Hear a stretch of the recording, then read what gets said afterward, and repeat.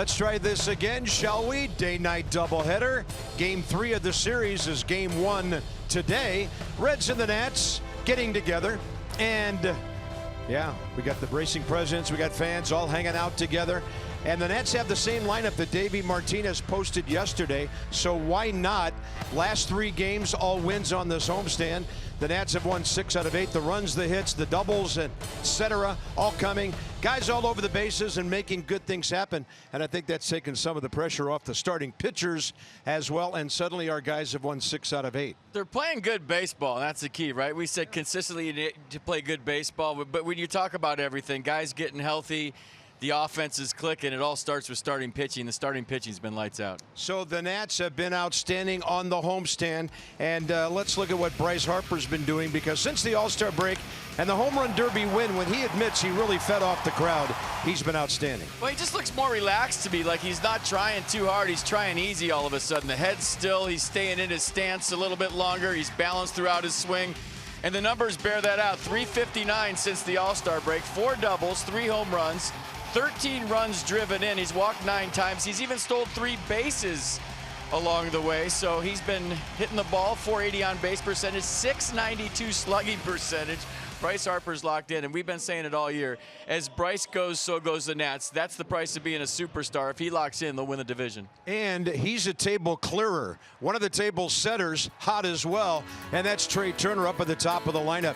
7 for 14 on the homestand. He's driven in 4, scored 8, and he's stolen 2 bases in 3 consecutive games. If he does it again today, that's a really interesting Major League record we'll talk about. Hitting .412 over his last 7 games. So Trey and Harp getting it done. Game 1 of the doubleheader straight ahead.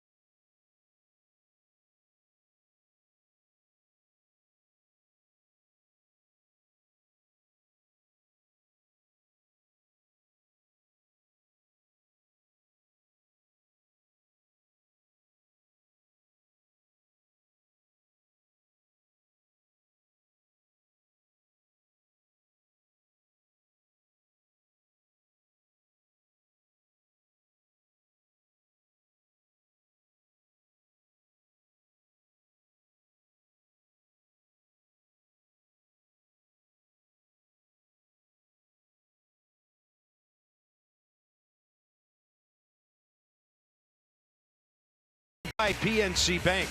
There's no better time to act than today. PNC, make today the day. By Night Point Systems. They offer the technology you need when you need it. And by Long Fence, start living the difference. Visit longfence.com today to schedule your free in-home estimates. Business brisk at the team store. Getting ready for a couple here today. Bright sunshine at the ballpark. That's the good news. Still kind of humid, but nothing like the 90% plus we had here on Thursday night. So 83 at game time. Reds are 3rd in the league in hitting. They're 5th in runs. They got a good offensive ball club. This guy leads the way, Eugenio Suarez. So his RBI total right up at the top of the league, right there with Javi Baez, who started the day 1 ahead of him. He missed some games back in April, but he still hit 25 and driven in 83. Gio's had good success against the Reds. Beat him first weekend of the season, and he's 5-2 career. Yeah, throw a 4-seam fastball, 2-seam fastball. Got good sink on it. Opponent's hitting 312 against the 2-seamer, 246 against the curveball, 265 against the changeup. So 6th in the National League for a left-handed pitcher with an 8.11 strikeout per 9. And he went strong 7 last start, 28th against Miami. 1 run on 3 hits, struck out 4 Marlins, walked 4 Marlins through 114 pitches last time out. Here we go. 2 games in 1 day. What more do you want? Let's play ball. Jose Peraza to lead off for the Reds. And he's at 283. Rendon and Zimmerman both in their baselines. Ryan's way off the first base bag. And Gio's first one well outside. We're underway a minute late at 1:06. Nats at home, 26-25. They won 7 of the last 9 home games. 6 out of 8 overall. And that ball up the middle for a base hit.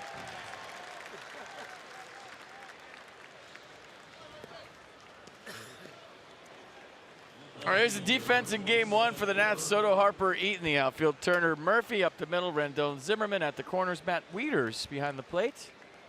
Ryan Zimmerman back at first base today. That's a good base runner over there. Peraza 17 out of 19. Doesn't reside up near the league leaders, but he is number 8 in the National League in steals. And here's Phillip Irvin, the left fielder. In Jim Riggleman's original lineup yesterday against Gio, he had Joey Votto batting second.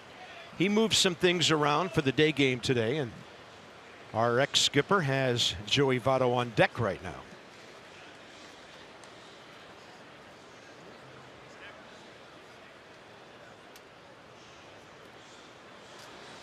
And that breaking ball bouncing into Matt Wieters, 2-0.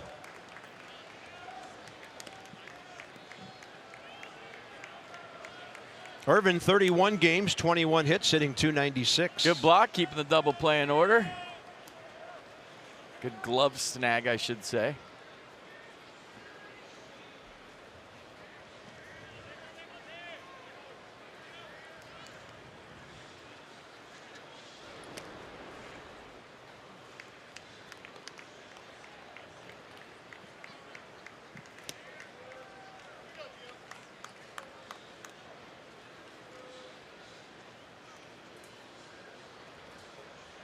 Third base side of that pitching rubber, runner on the move, and that's a swing, a foul.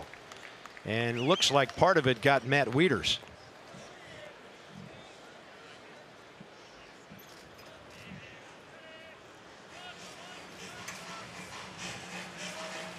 Yeah, Manny Gonzalez going to give Matt a second to shake it off, because Manny knows that Matt just blocked the ball that might have hit him. So that's the payback right there. And Manny Gonzalez gets the evening off after this. Home plate umpires don't work both ends of a doubleheader anymore. Andy Fletcher, who was originally at first base last night, should get the call for the plate tonight, and he's off for game 1. 2 balls, 1 strike. So Mark Wegner umpiring over there, watching the runner and Zimmerman. So pitch before, the backswing got Matt, right? Right in the back. And he's been taking some foul tips directly to the mask, you remember the other night against the Reds. So they've got the runner picked off. He's going to keep on going. Zimmerman's low throw picked by Turner well, and it's a 1-3-6 on the caught stealing. Ryan got rid of it in a hurry. Yeah, Peraza just betting that Gio's not going to throw over again. He did. Zimmerman met the throw, got rid of it quick. And Trey Turner did a nice job of pulling the ball across and slapping the tag on Peraza right before his foot got to the bag. So nice job, everybody, on that play. Gio, Zim, and Turner. 2 balls, 1 strike, 1 out now. Back to the windup goes Gio. Delivers a strike and a ball hammered to right, and a base hit on a hop to Adam Eaton. 2 batters, 2 hits. And now Joey Votto. Well, remember, month of July, not good numbers by the Nats starters. They have turned it around now. Max, of course, leading the way. Tanner Roark has joined the parade. Hellickson's been solid. Gio had a good outing recently on the road against the Pirates. And, of course, Tommy Malone coming up big a couple of times. So things looking a whole lot better than they did just about a week and a half or 2 weeks ago. Joey Votto and Gio have had some good battles. Curveball away, 9 for 24, 4 walks, 6 strikeouts, 3 homers. Nats had him 0 for 2 with a pair of walks on Thursday night in the 10-4 Max Scherzer 15th win of the year.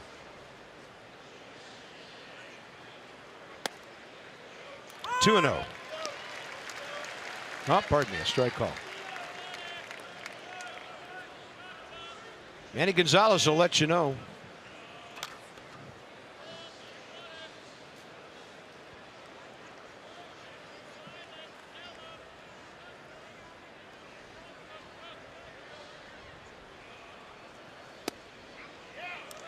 Inside edge with the number 1, 1 and 2.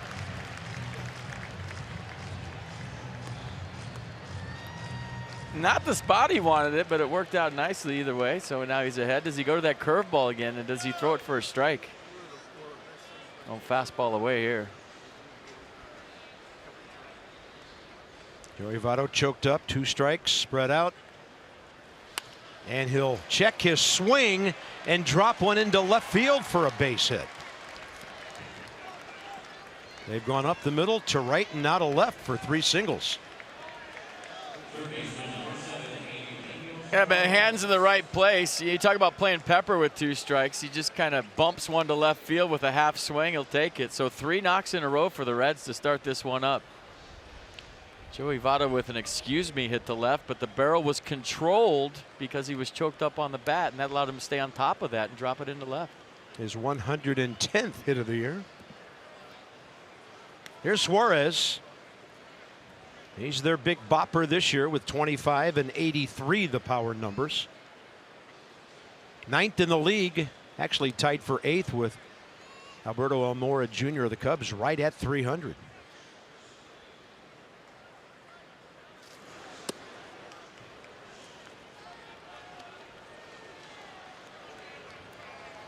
Yeah, the changeup is the ground ball pitch for Gio a lot, and that 2-seam fastball down and away, and he's probably thinking about the double play right here and keeping the ball down. Trying to find another out somewhere other than home plate, and back Phillip Irvin.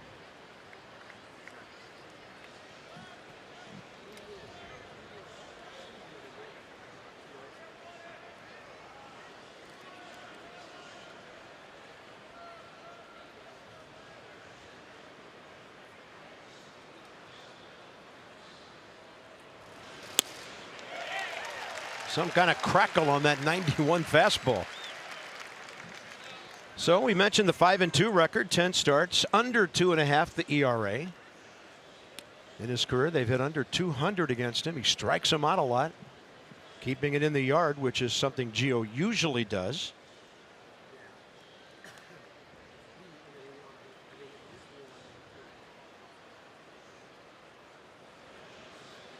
Straight up stance, bat horizontal. 1-1 pitch, up and away.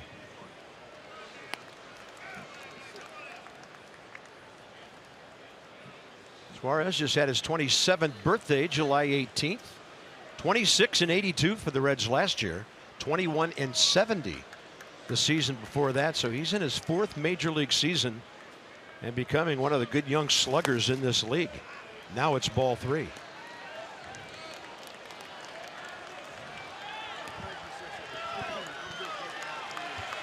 Fans exhorting Gio here. Yeah, you can hear him say, "Come on, Gio, let's go."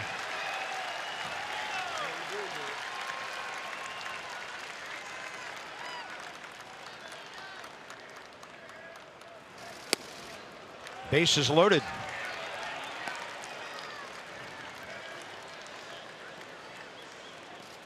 Yeah, last thing Dave Martinez and Derek Williquist want to see is a short outing in the first game of a doubleheader. So Gio, who always seems to find a way to wiggle out of trouble, needs to right here in the top of the first. 170 average against with runners in scoring position here. That's the 7th best in the National League, and he's going to have to use that stat right here, right now. Here's 26-year-old infielder Brandon Dixon. Gio has come out of the gate quickly this year. Dixon 8 hits and 43 at bats, and he takes a strike.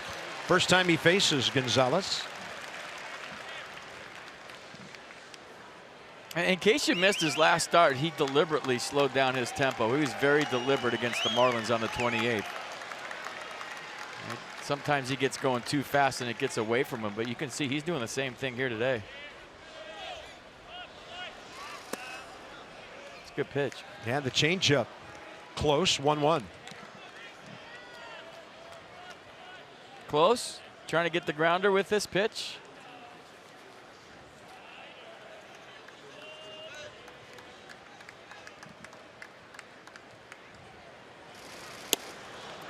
Yeah, he's not finishing. And this is a big pitch now coming. Bases loaded, 1 out, 2-1. He's not letting it rip right now. He's kind of feeling for it.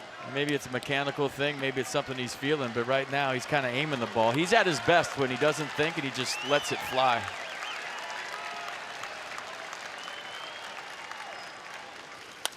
Dixon to third. Rendon to second. And not able to do much with it. Daniel Murphy. Reds take a 1-0 lead on the fielder's choice grounder. Yeah, I think if Anthony goes to the bag right there and throws it to first, it's not a double play. He made the right decision. The ball took him to his left just a little bit. Well, it was kind of right at him looking at it again, and Murph just couldn't get out of his glove. I don't know if he had him if he did, but we'll never know. Backing away from the bag. Tough getting the grip. Took a long time, and that allowed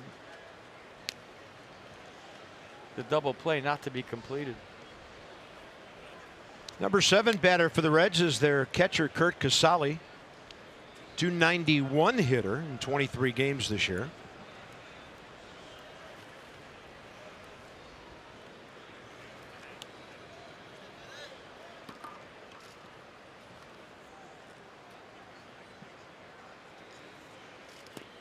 And that one bouncing, and Wieters blocks it. You know, I think in the past when you've seen Gio speed up his tempo, it's so he doesn't think. And he just goes out there and becomes an athlete and gets going real fast and has a nice tempo going. So I think there's a happy medium between the real slow tempo and slowing it down and the too fast letting it get away from you. So somewhere in between you think would be ideal for Gio. And Casali takes one outside, 2-0.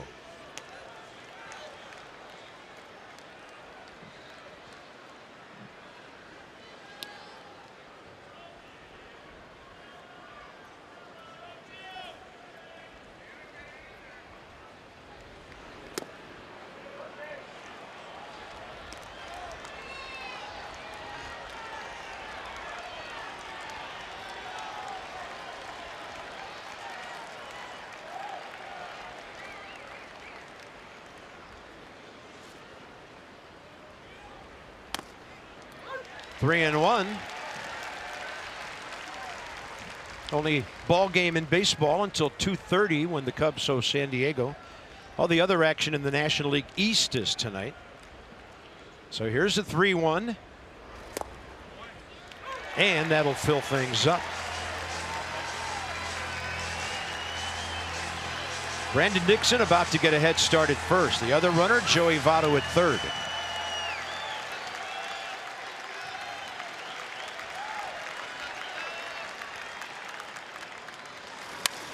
Ball ripped down to third, and Rendon to Ryan Zimmerman. Could have been a whole lot bigger for the Reds. Gio minimizes the damage. Adam Eaton has been on base 17 of his last 20 games to the tune of 427.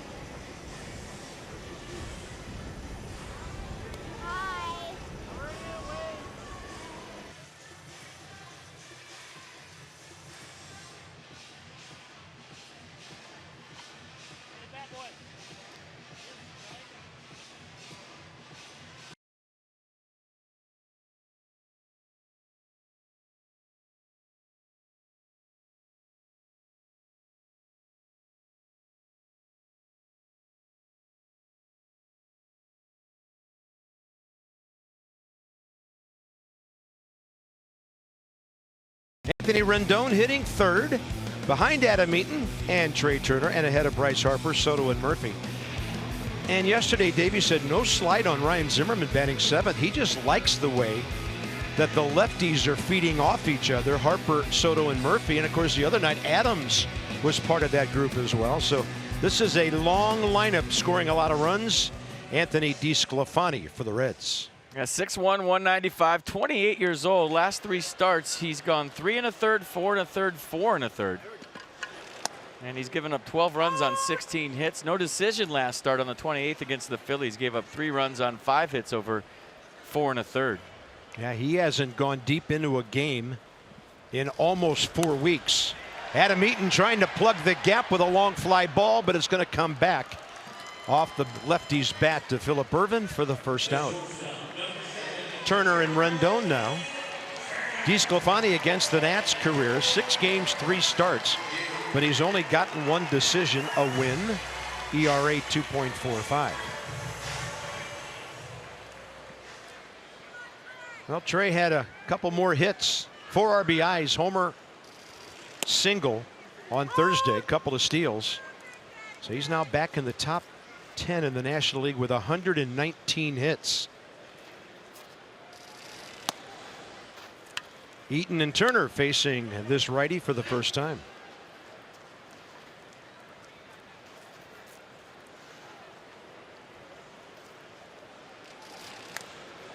That one right off the end of the barrel. 14 for 34, 412 last 7 games. 452 career against Cincinnati, by the way, in limited exposure, but he's been a big time headache to them, and that went back to that first series of the season at the Great American Ballpark.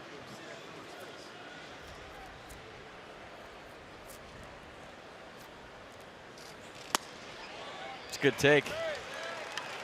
Close.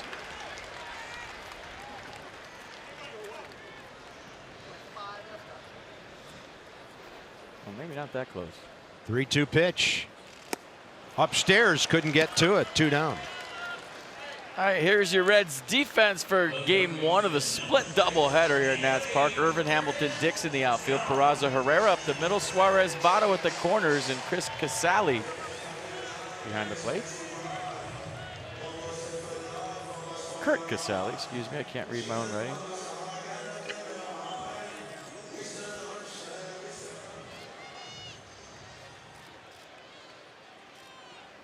Anthony Rendon.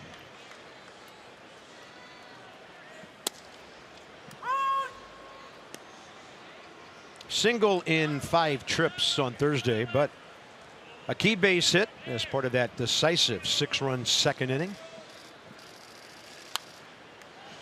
And DeSclafani's coming out pumping strikes so far.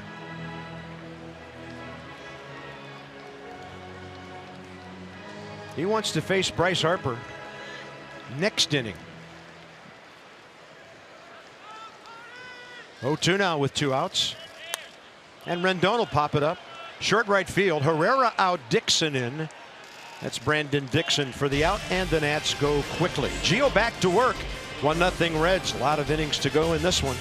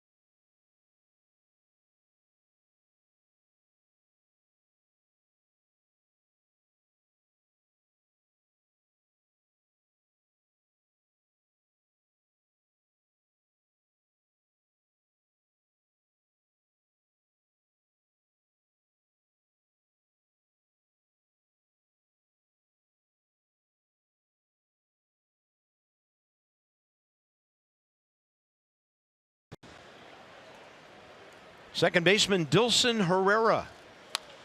If that sounds familiar, he played against the Nats a few years ago as a Met.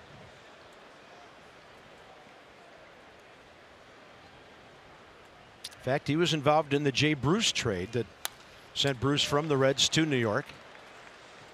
Last time we saw him in the big leagues in 15 when he hit .211 in 90 games with the Mets. Gio's got a hitter 0-2 here. And the curveball drops in. Herrera couldn't pull the trigger. Gio Gonzalez, 3 retired in a row. Nissan will track it. Yeah, 3-pitch C, a couple heaters, and watch the curveball start by the SAIC sign and come all the way back for a strike. This was in the left-handed batter's box, shaped it nicely, and Herrera could just sit there and watch. That's all he could do. Jim Riggleman again bats his pitcher 8th with Billy Hamilton 9th. And DeSclafani this year 4 for 21 with a homer and 4 RBIs. It's a 146 career hitter. You're feeling good about the hook. Yeah, I got a good feel for it all of a sudden. Tempo's a little bit quicker too here in the second. And an 0-2 base hit by the pitcher.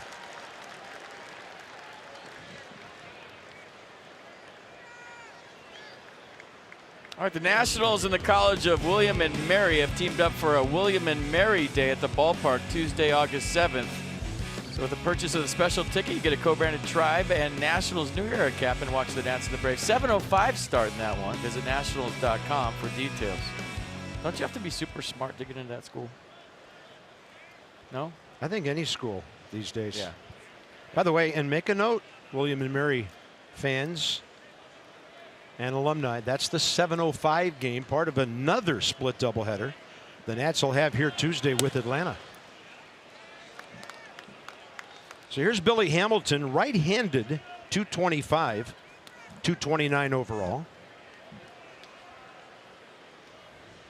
He had a walk and a run scored in the 9th inning when the Reds picked up 2 runs on Thursday. 10-4 final.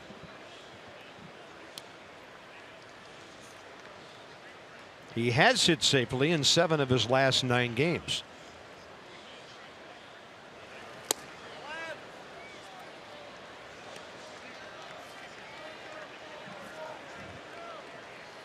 You talk about 2 of the next 3 scheduled days for the Nats having double headers.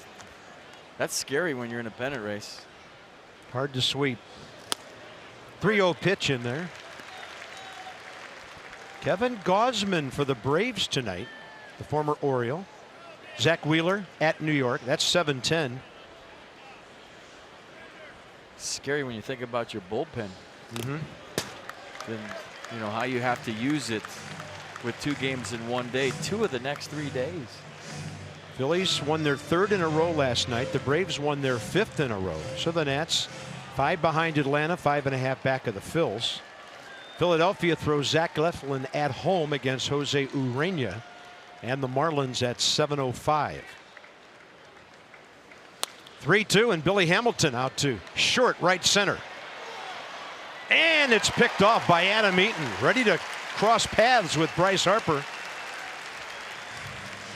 The important second out. Back to first base, Yeah. DeSclafani. I'm with you. I thought that was a crash coming. From where we're sitting, this looked like a big-time pileup between 2 guys going full speed. Look at that. And Bryce peeled off at the last second. Thank goodness, because the angle both of these were taken from up here looked like they were headed for disaster, and that's why Adam Eaton's doing the palpitation with his heart underneath his jersey. I'm right with you, Adam. Top of the order, Jose Peraza. First time through the order, the Reds go 4 for 8 with a walk.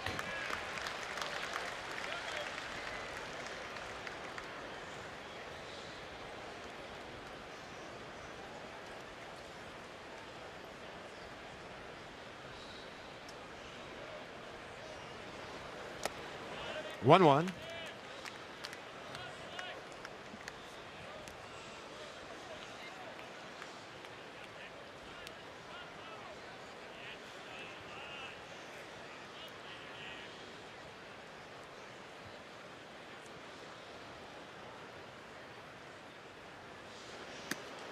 And Matt Wieters had to fully extend to keep DeSclafani from cruising down to second.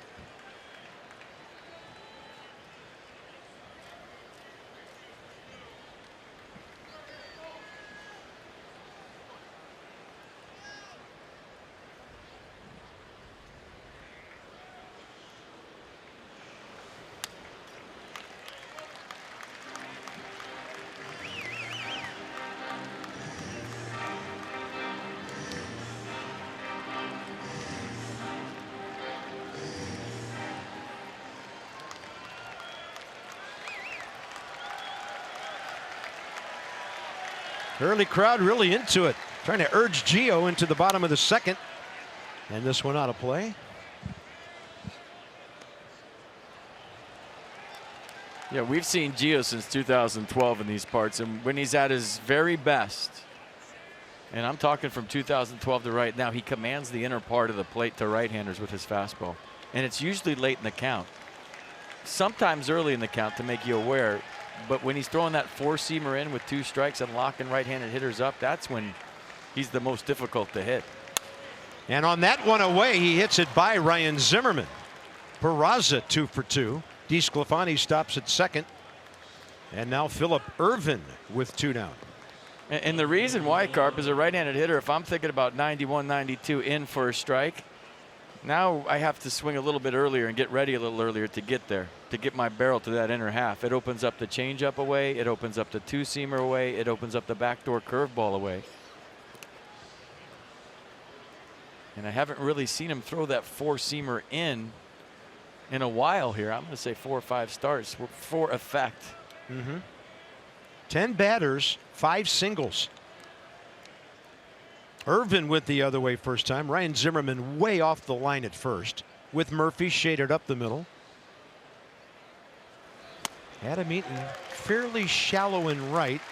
The runner at second is the pitcher. Sort of in here. See Matt setting up in there. Now you made him aware of it, okay? Maybe it wasn't as in as he wanted it to be, but it was still in or third. And now you go the other side, or you go soft, or double up back in there. You have options now once you establish that.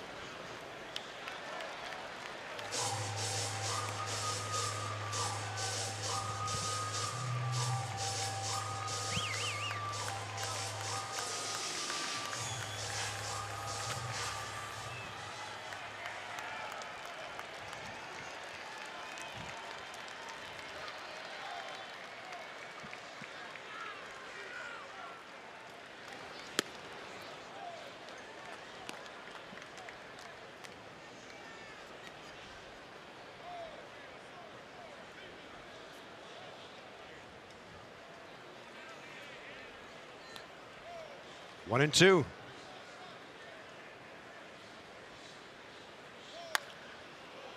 This one tailing down the right field line, out of play.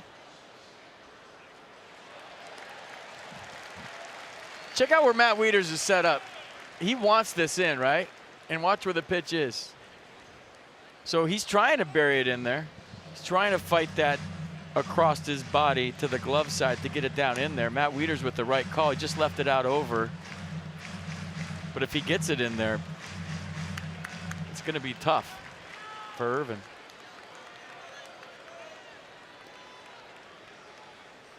One and two again with 2 aboard. And Irvin with a long ball to left, well out of here, over the bullpen. And it's 4-0 Cincinnati.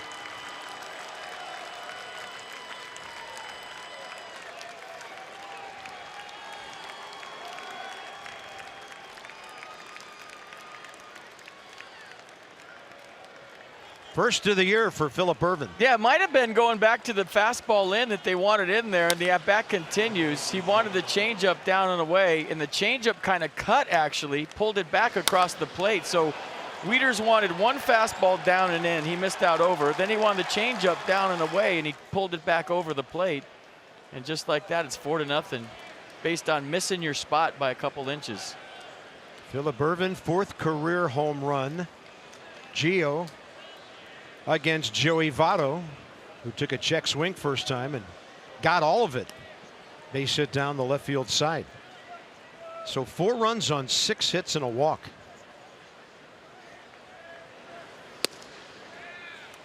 1-1 to Votto.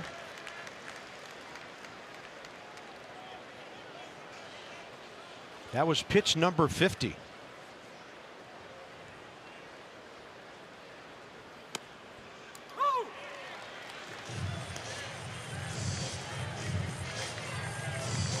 Little discussion with Votto and Manny Gonzalez there.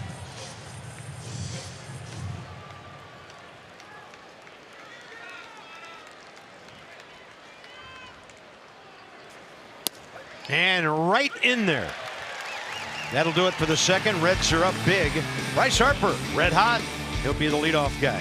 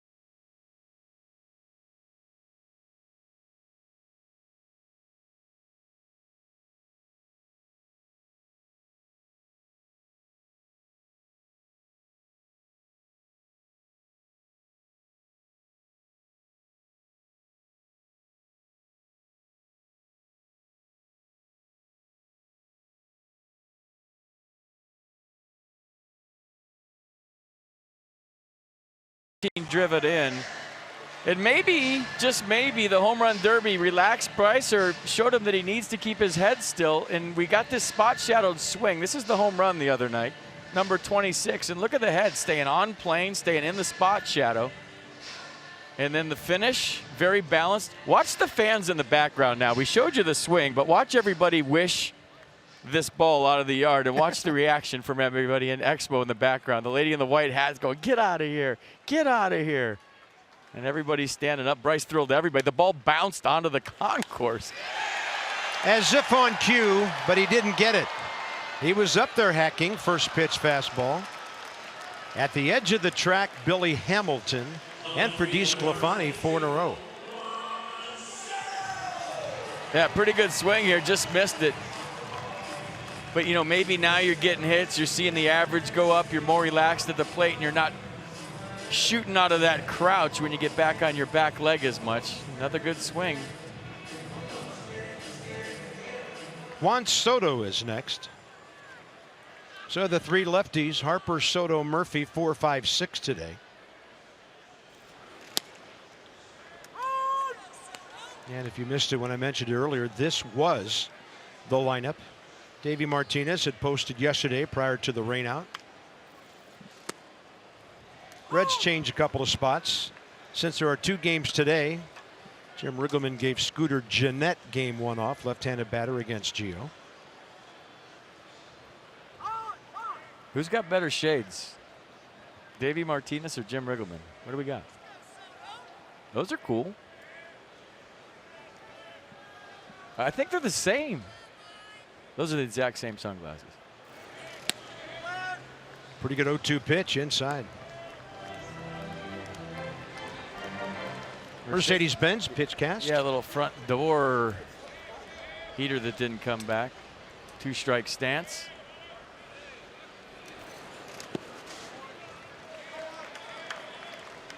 I think Joey Votto's saying, man, I dig that stance. Look at this kid, 19, he's spread out and choking up. Yeah. Soto will drive it to left center. One hop into the bullpen. Automatic double for Soto.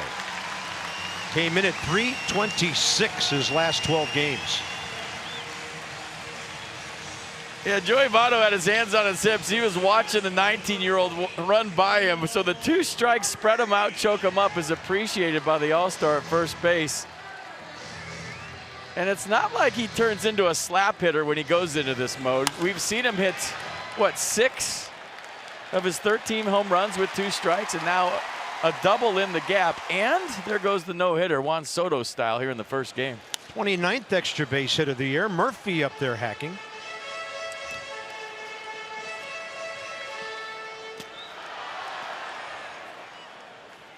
Man, can he hit. So much fun to watch. Just the knowledge of the strike zone, the 2-strike approach. It's not like he's just up there brain dead hacking. He's got a plan, he sticks to it, and he's a tough out with 2 strikes. Love it. And this one by Murphy going foul.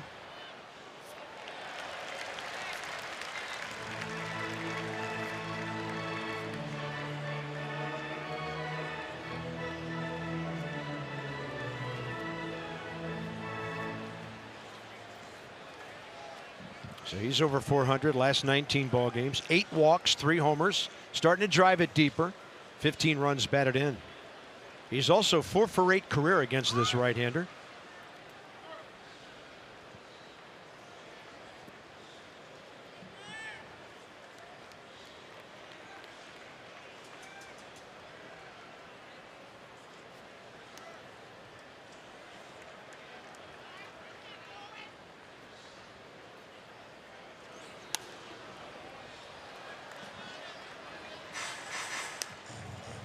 Any sort of answer here would be big.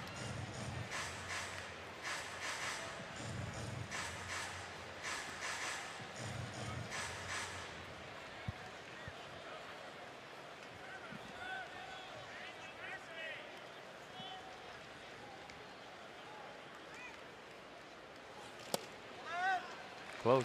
Yeah, good fastball. Backed Murphy off the plate. Trying that front hipper. He tried one to Juan Soto. Same pitch here to Murph. Both missed inside. Didn't come all the way back.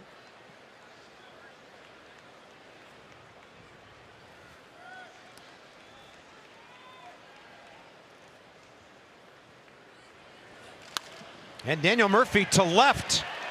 It's going to fall in front of Irvin. Soto had to make sure it landed. He advances to third, and the Nats put hits back to back. Ryan Zimmerman next. Yeah, 2 quality at-bats with 2 strikes. First, Juan Soto, and then Daniel Murphy just staying on the ball. Look at him keep his head. There's the Wade Boggs helicopter finish. We haven't seen that yet this year. Just going down, some off-speed away. He threw the 2-seamer in, and watch this. This is Wade Boggs right here. Check it out. Oh, I love it. That is awesome.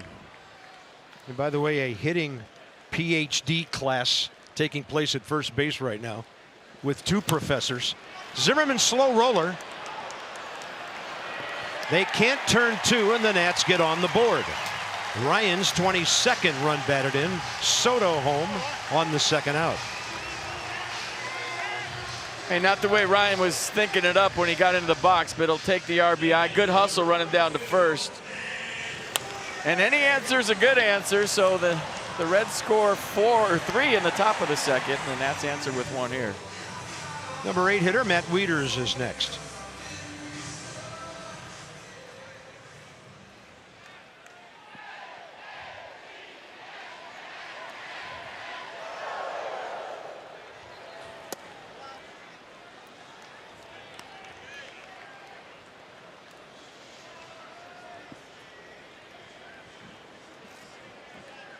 Matt has hit safely 7 of his last 12 games. Just starting to slowly build a better second half. That was batting average over 200. Took a while.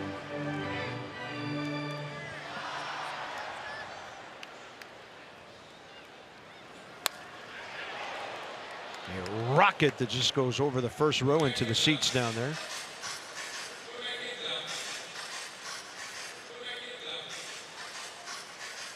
You know, scoring runs has not been a problem for the Reds this year. It's given up runs. You know, they'll score you 6 or 7. Yeah. But then they'll also give up 7 or 8. So this game far from over is my point. Staff ERA 4.74. Only the Marlins higher. Coming into the weekend, giving up the most runs in the National League.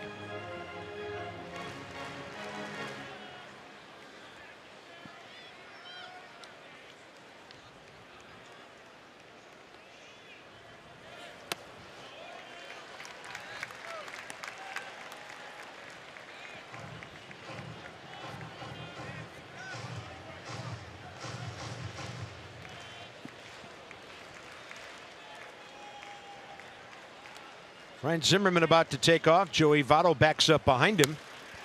And Wieters out ahead of another hot shot.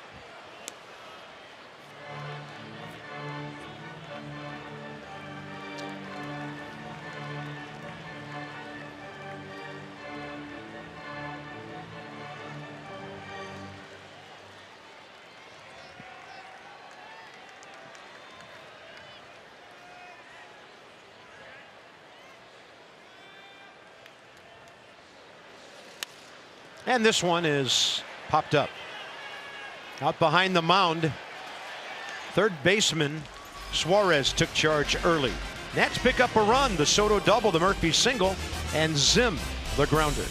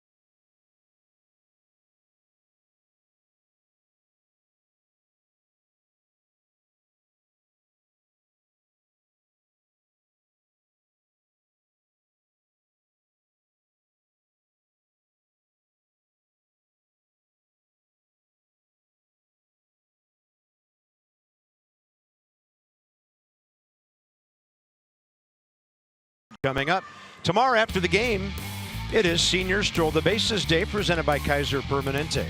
So fans 60 and over can enjoy a post-game stroll with the purchase of a special ticket. And by request, grandchildren with special tickets can also join in. So check into nationals.com. Get all ready for tomorrow. A little stroll after the game around the bases here at Nationals Park. Hydrate. Forecast for tomorrow, sunny, 91. Showing 91 Sunday, Monday, Tuesday. So thankfully, some clouds will stay away for the next several days and we can play some baseball around here.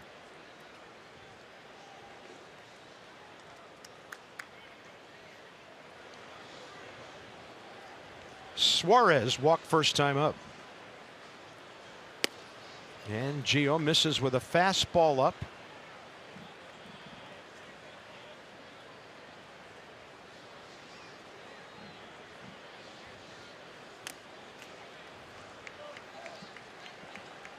You just get the feeling by the way the offense has been lately. If Gio keeps it at 4, he's got a good chance to win this game, and so does his ball club. And you'll hear those things in the dugout, Carb. Hey, keep it right there. We got you. Let's go. Keep it right at 4. We'll win this thing for you.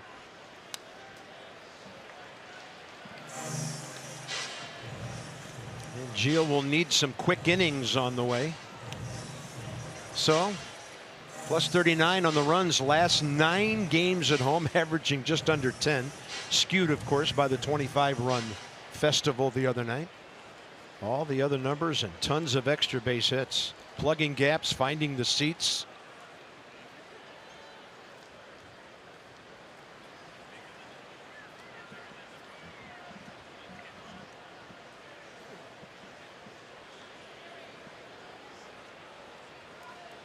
One ball, two strikes. And Suarez fooled by the curveball that drops right in. He got Votto looking with a fastball. Suarez with the breaking ball. Nissan. Yeah, just kind of a roundhouse curveball from Gio. It's been starting way out there in the left-handed batter's box, coming back. He's getting on top of it. Look at all the late break. That's an easy one to give up on if you're a right-handed hitter. Boy, even in Exmo, you could see some snap at the end of that thing. Here's Brandon Dixon. His ground ball drove in their first inning run.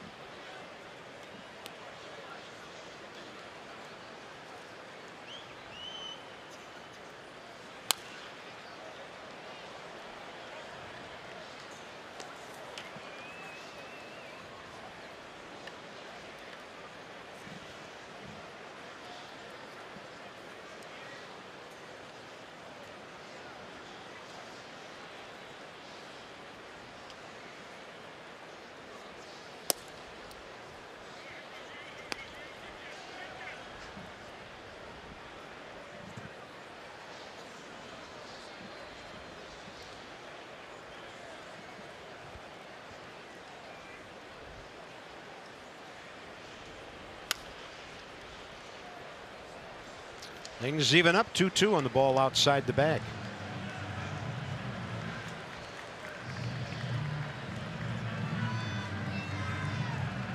Some extra playing time in the outfield with Adam Duvall traded to the Braves. Scott Schebler's been on the DL with a shoulder for a while. Close to returning.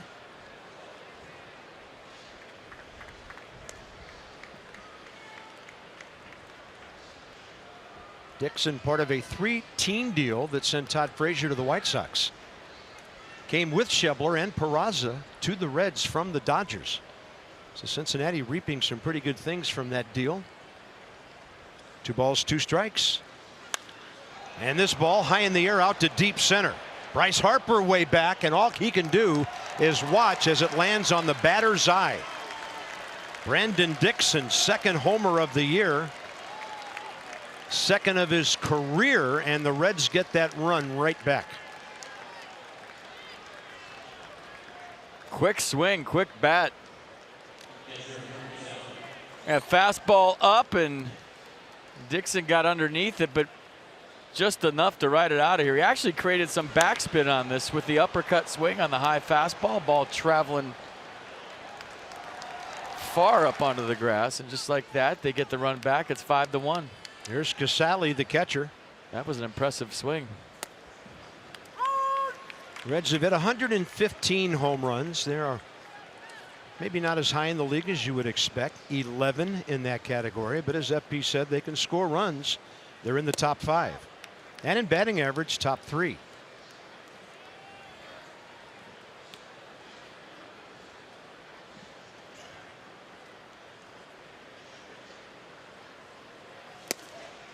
One ball, 2 strikes.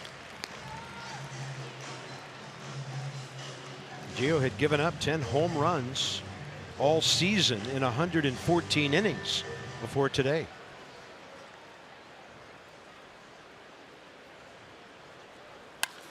That ball rocked into left. Reds have 8 hits early.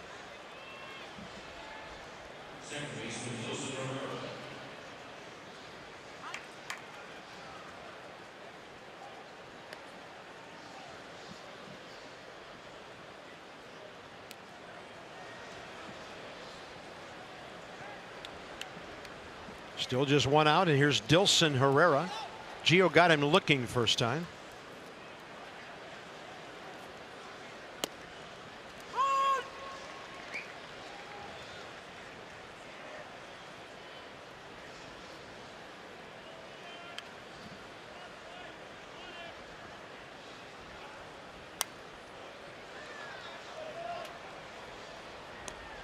Hey, even the foul balls, you're looking the fastballs up from Gio right now.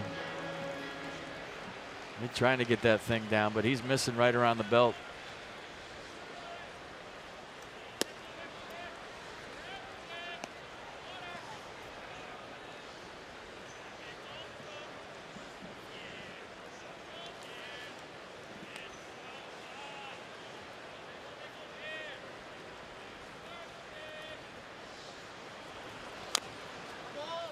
That ball was really diving down and in on him. Herrera fouled it off his foot, lower leg, somewhere down there, up limping.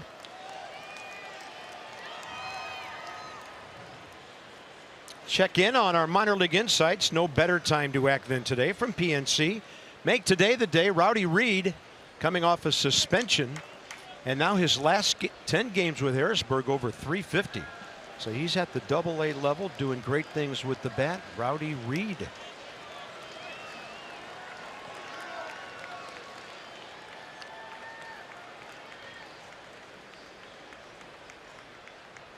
One ball, two strikes. Rowdy was suspended 80 games February 7th for violating MLB's drug prevention and treatment program, and he's back and back in the swing for AA.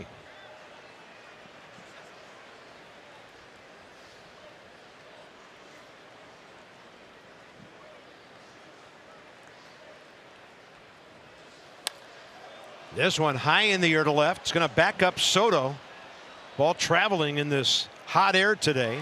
Juan's got it just onto the track for the second out, third inning. Next up, the pitcher, DeSclafani. I've been telling you, Gio's not happy with his outing, obviously, giving up 5 runs in 2 2/3. But, you know, he still has a chance to win this game. It sounds funny right now, down by 4, but the way they've been swinging in this ballpark today against this team in these conditions, 5 runs ain't winning this game. I'm telling you right now. If he can find a way to bear down and keep it right there, he's got a chance, and more importantly, his ball club has a chance. Breaking ball for a strike to DeSclafani, who singled up the middle on an 0-2 pitch first time. That was costly because with 2 outs, Peraza singled, and then Phillip Irvin hit that 3-run homer. And that was unreachable, 0-2.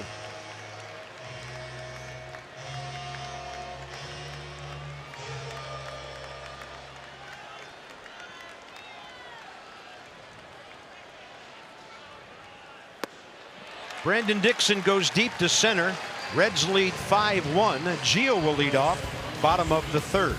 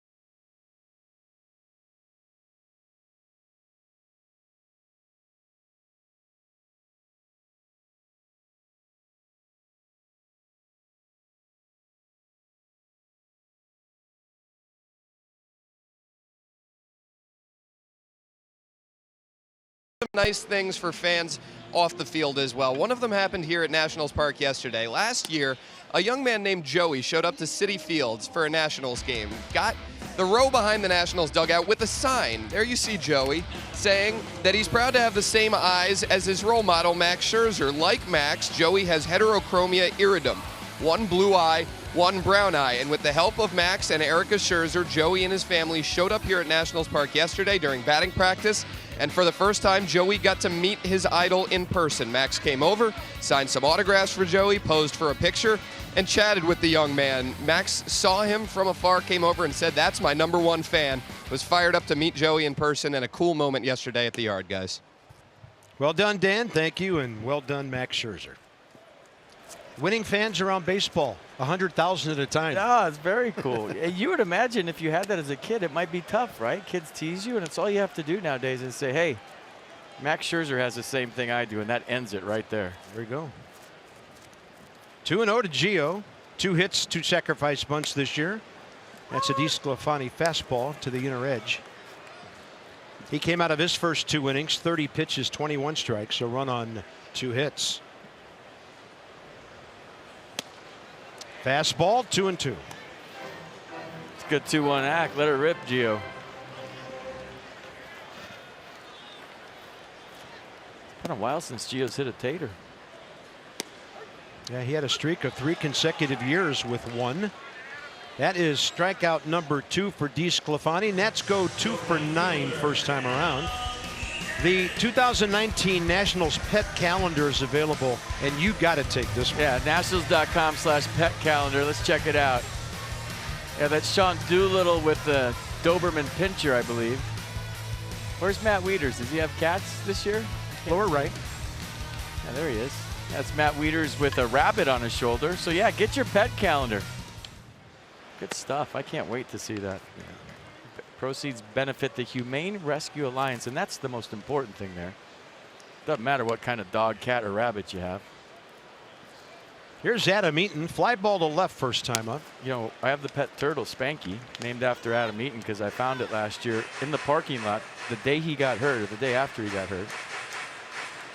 So I Googled red-eared slider last night, Carp. I found out that my turtle is a female, and I've had it for over a year. So I don't know what to do. Do I keep the Spanky name, or do I change her name? Spanky works for me. Yeah, I think. But I didn't get asked to be on the pet calendar with Spanky, and I'm deeply offended. Turtles are pets too. 3 balls, 1 strike to Adam. And this one in the air out to center. Billy Hamilton. You could have turtles in the park and play like a 30-inning game. It'd be perfect. Trey Turner's locked in, folks. Thursday, check it out. He did everything in this game. You name it, he did it. Base hits, RBIs, stolen bases, great plays at shortstop. Watch Trey run, one of our favorite parts. And then watch Trey go deep, even more cool. Made some nifty plays at short, too, on top of everything we just showed you. So his game has been on point big time. I don't know what, the last couple weeks? Yeah, well, came in today, last 7 games over 400. It's going to lay down a bunt, try to speed his way. DeSclafani gets him with a good pickup and a throw. Not easy to do. Nats go 1, 2, 3. Reds into the middle innings by 4.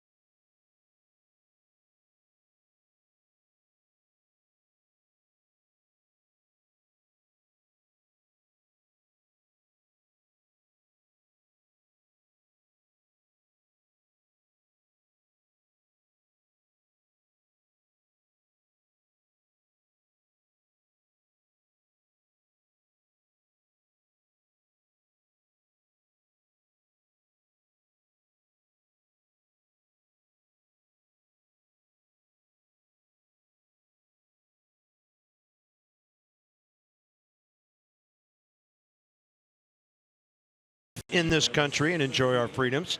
So we turn that right back with our Navy Federal Credit Union Troop Recognition, proudly serving the armed forces, veterans, and their families for over 80 years.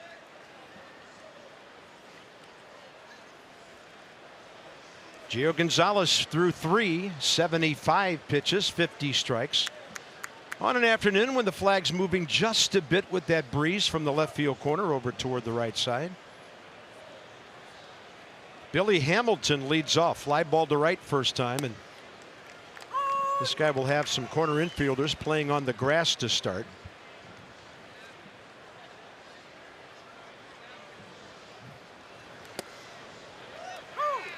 And Gio ahead 0-2. Hamilton 225 from the right side, 231 from the left side, so not a big difference at all.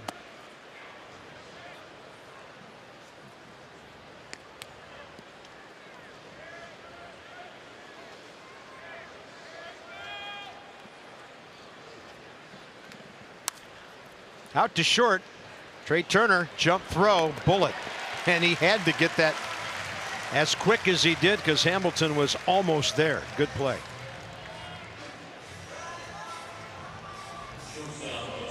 Yeah, you got to get rid of it quick with Billy running, right? So Trey Turner playing shallow to start, charges it, the jump throw to get more on it, and throws a strike to Ryan. Nice play.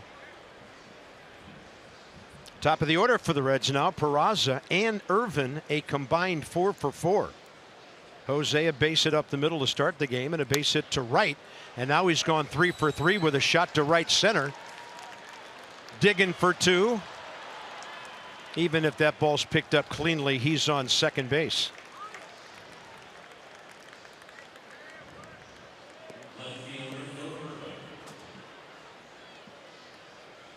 Next up is Irvin. They have a day, 3 hits, and it's the 4th inning. 9 Cincinnati hits now.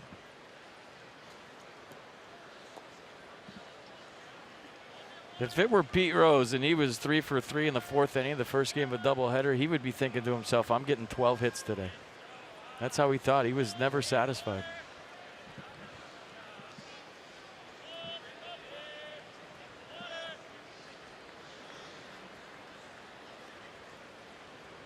Murphy hanging around second, now retreats a bit on the fastball up to 26-year-old Phillip Irvin, former first rounder by the Reds 5 years ago out of Samford University in his native Alabama. That school's in Birmingham. Time had been requested by Matt Wieters prior to that. Manny Gonzalez pointing to the Nats catcher.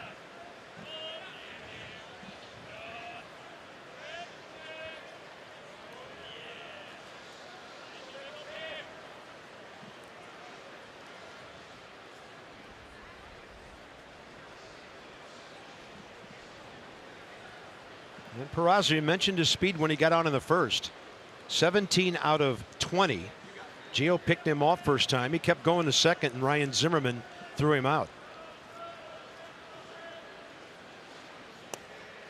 Crossed him up. Yeah, that ball off the backhand reach by Wieters.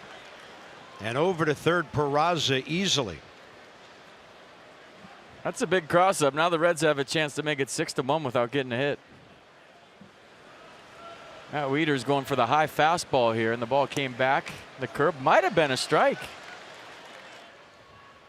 No way you get the call when that happens. So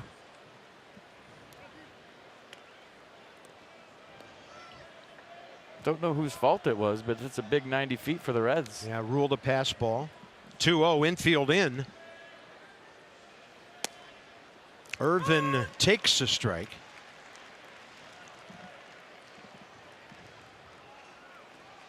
Reds at least 2 hits in each of the first 3 innings.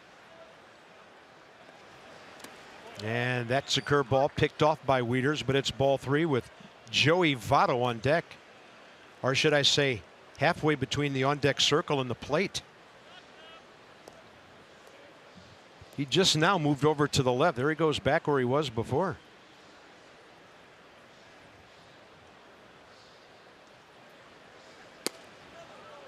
Ball 4. Gio, second walk.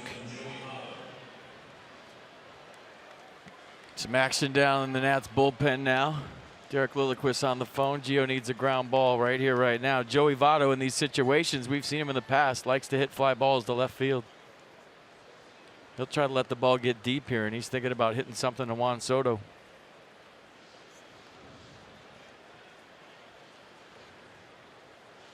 Wander Suero is up. Nats will be able to add Austin Voth to the bullpen tonight. The Reds will add a right-hander, Austin Bryce, as the 26th players for the nightcap. Well, nothing's come easy for Gio today, has it? Long innings. First 3 batters in the game hit safely. The caught stealing helped keep it to 1 run in the first. Yeah, you would think Joey Votto's number would be a lot higher than that. 12 out of 27.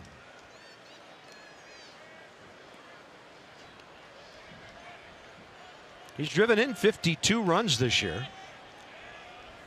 343, 6th in the league with runners in scoring position.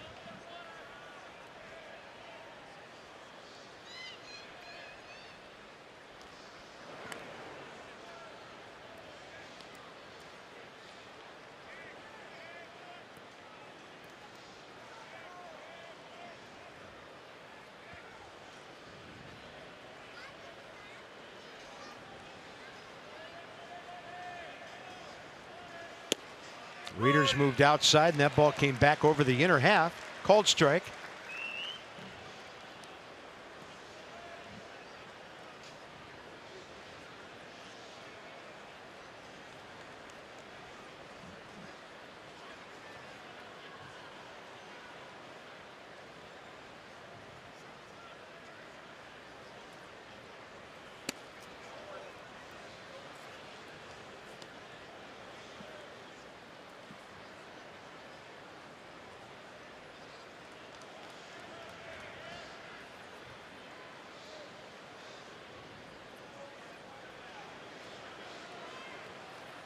Turner, Murphy communicating up the middle. They'd love a ground ball here.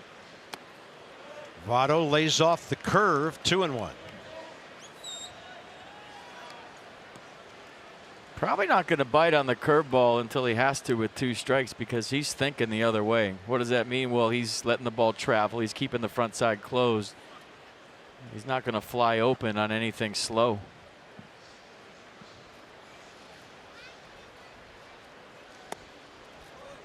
Ball 3. Yeah, he's not swinging at that because the game plan dictates. If he's thinking pull right there, Carp, and he wants to hit a 3-run home run, he might swing at that 2-1, but he's not. Right-handed danger on deck, and here's pitch number 90. Couldn't get to the high heater.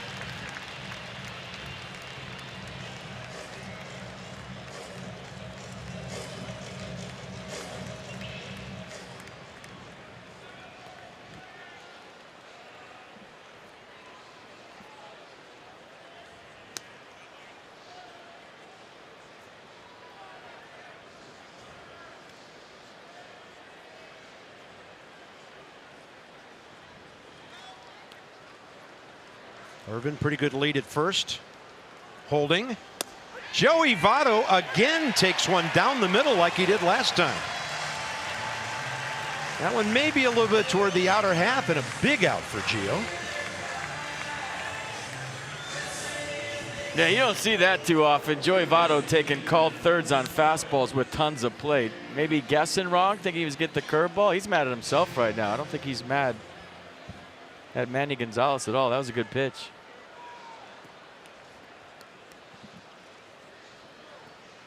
Now 2 outs, runners at the corners. He got Suarez looking last time.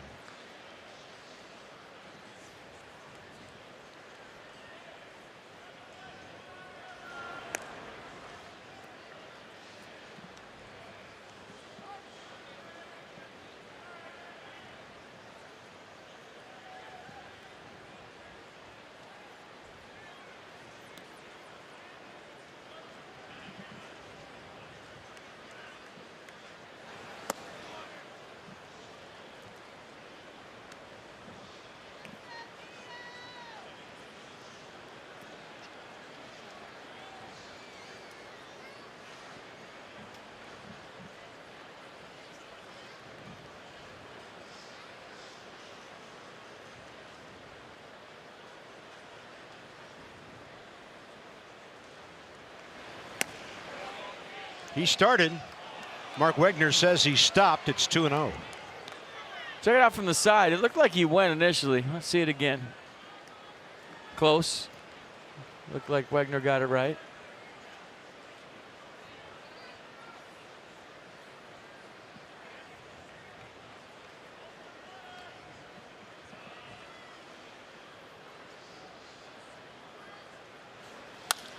And a shot up the middle. Cincinnati will lead 6-1 as Suarez drives in his 84th run.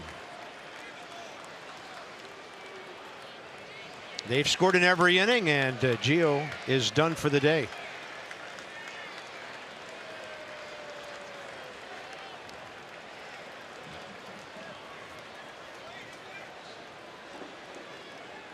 Pitch count up into the 90s. 3 2/3. And we invite you to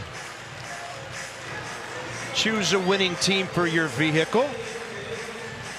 Jiffy Lube for value and convenience. JiffyLubeDC.com. First game of a doubleheader, and the Nats need lots of bullpen outs now.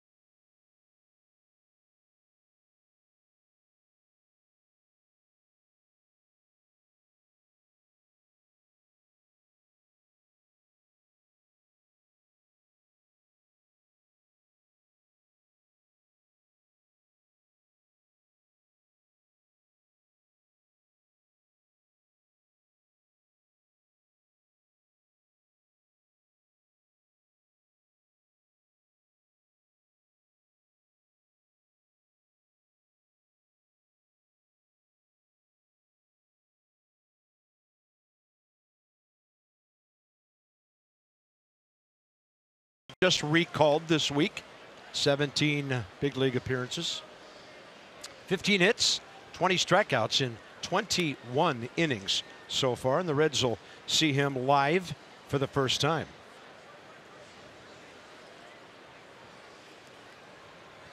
Brandon Dixon, RBI grounder and a solo homer to center.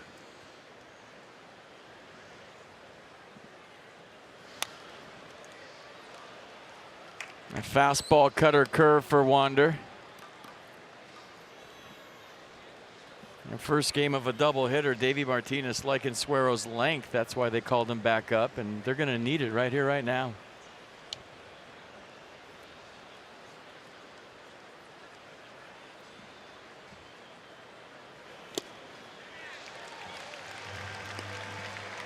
So Dixon, couple of big swings. He's in the hole 0-2.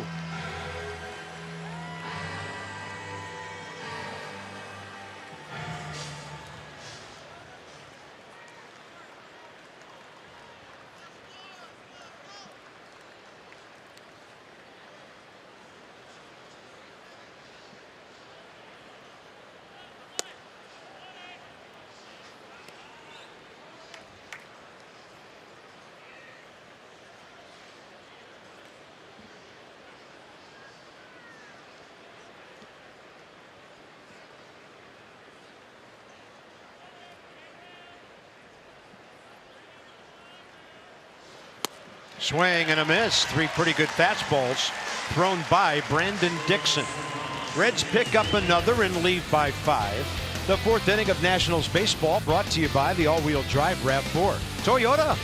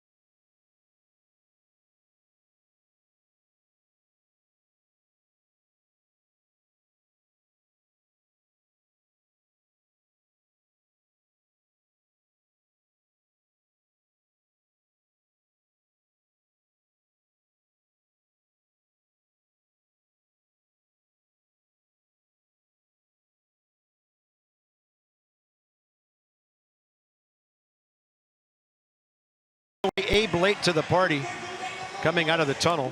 Visit geico.com, see how much you could save. Teddy's got it right. We used to chant let Teddy win, and now it's let Teddy lose. He's only won 2 all year. Number 16 for Tom. George has 18, Abe has 15. George was scuffling. Did you see that? I think he should be put on the 10-day. Did not look good. Big time hitch in his giddy up. Anthony Rendon, fly ball to right.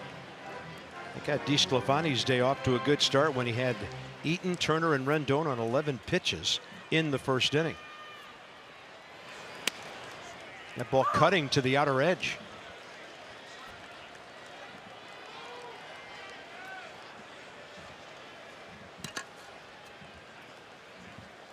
Outer edge of what? 0-2. So Anthony's got to be swinging. Dixon took a step in, then had to backtrack. All right, I see what you're doing here. DC Lexus dealers, they donate $250 to the Children's National Health System for the first 200 home runs hit by the Nats this year. Lexus, experience amazing. Statcast this bad boy. 437, a one hopper on the concourse. I think that home run got a cheeseburger at Shake Shack when it was all said and done. And Bryce Harper had his 26th tater of the year.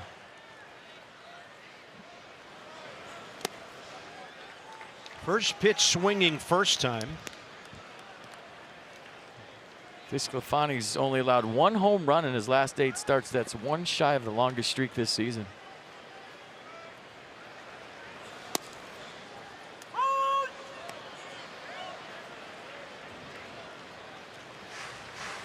Bryce that one to the edge of the track first time up.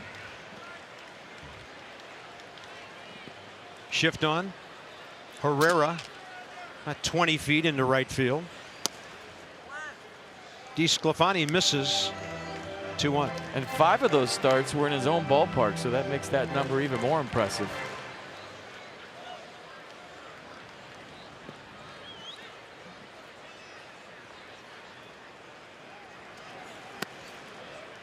See, he's seeing it now. You see that? He's just not up there swinging with the head moving all over. He's spitting on pitches again, and that might be the best sign of all.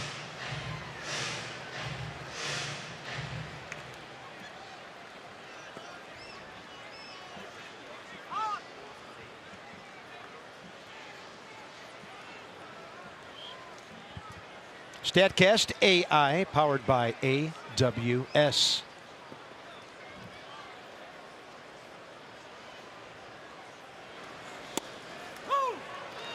Bryce thought it might have been up and in, but he heard it called strike 2. A little tailback action there. He's been trying this pitch all day to lefties. Did he finally get one to run all the way back? According to Pitchcast, he did.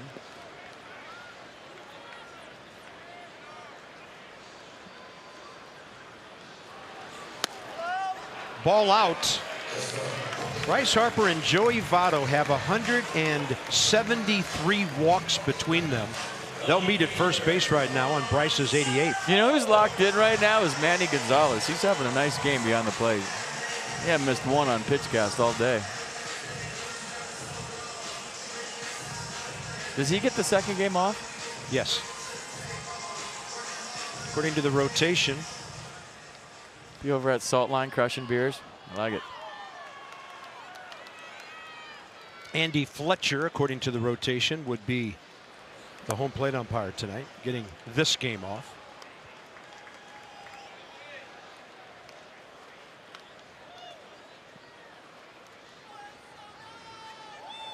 Soto, impressive double to left center. How many times has that happened this year? Looking at Juan's extra base hits now, 15 doubles, a triple, and 13 home runs. That's why his slugging percentage is up around .560. On base percentage over .420 on the year now.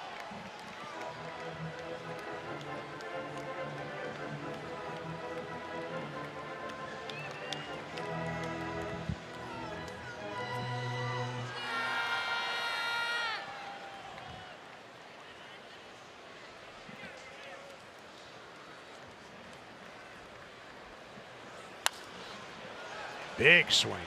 2-2. Well, now he's going to choke up, spread out, and get down in there with the pitches.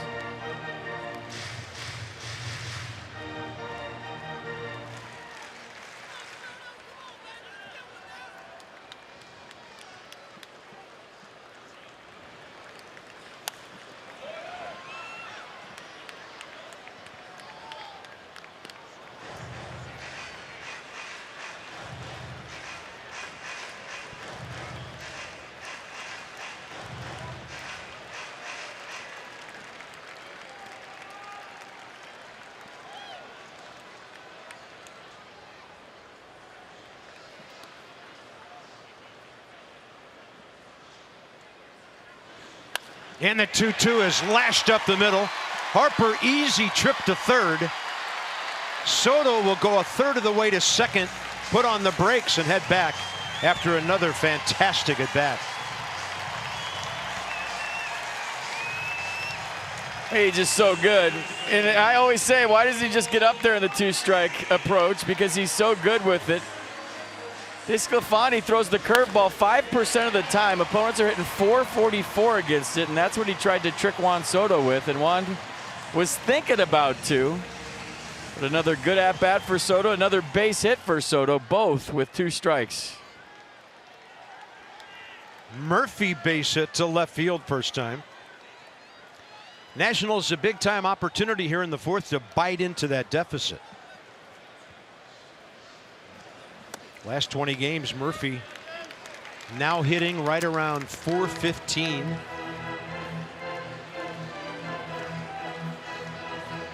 His base hit set up the Nats run back in the 2nd.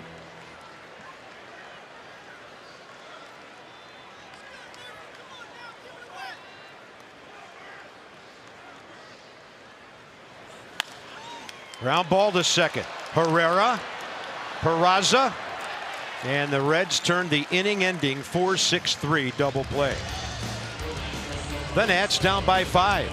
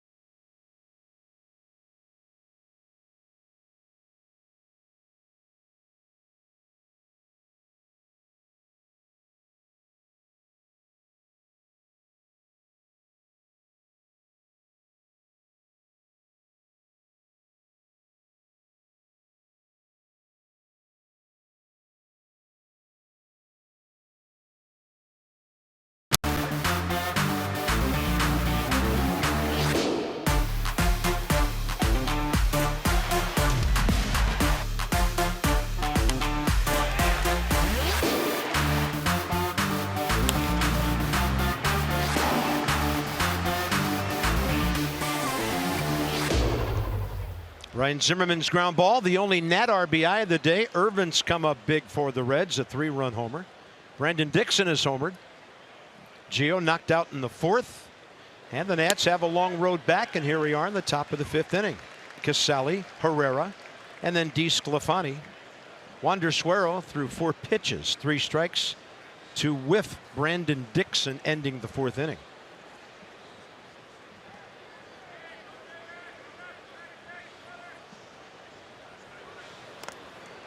On a pitch boring in. Some O's from behind the plate by fans. That was the sound of the ball on the bat and the foul.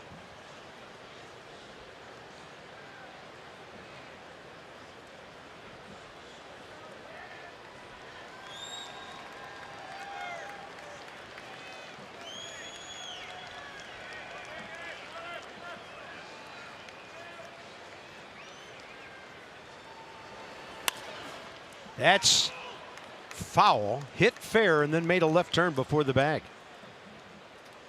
Chad Whitson on the call down there.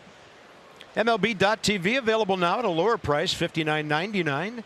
Every out-of-market regular season game, free subscription to MLB at Bat Premium. Blackout, other restrictions apply. To take advantage, it's a special offer. MLB.TV.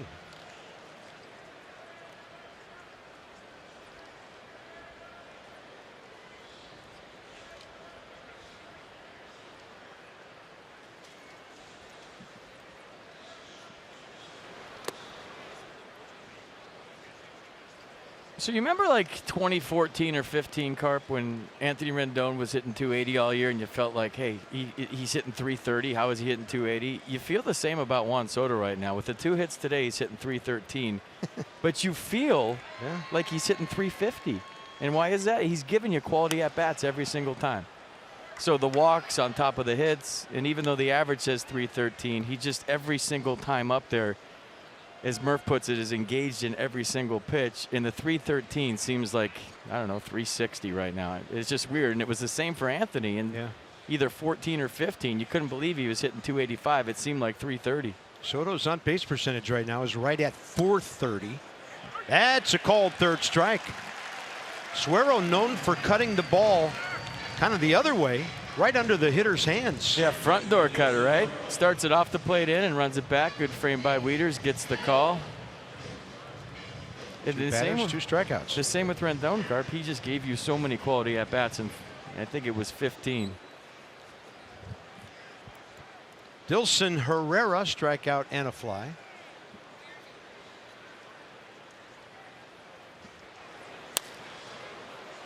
And this one out to left center. Bryce Harper tracking it. See his sunglasses blazing in the bright light here at the ballpark today, and that's out number 2, and now it's DeSclafani. Anthony Rendon in 2014 hit 287, on base percentage 351, 21 homers, 83 RBIs. Is that when he finished 5th in the MVP, I believe? It was. 39 doubles.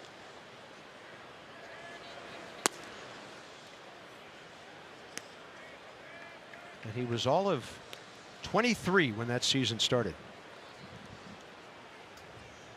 Now he's all grown up and he's a dad.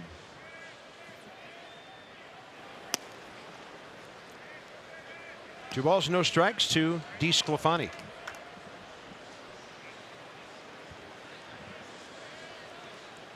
Got his 5th hit of the year here today, and it led to a 3-run second inning.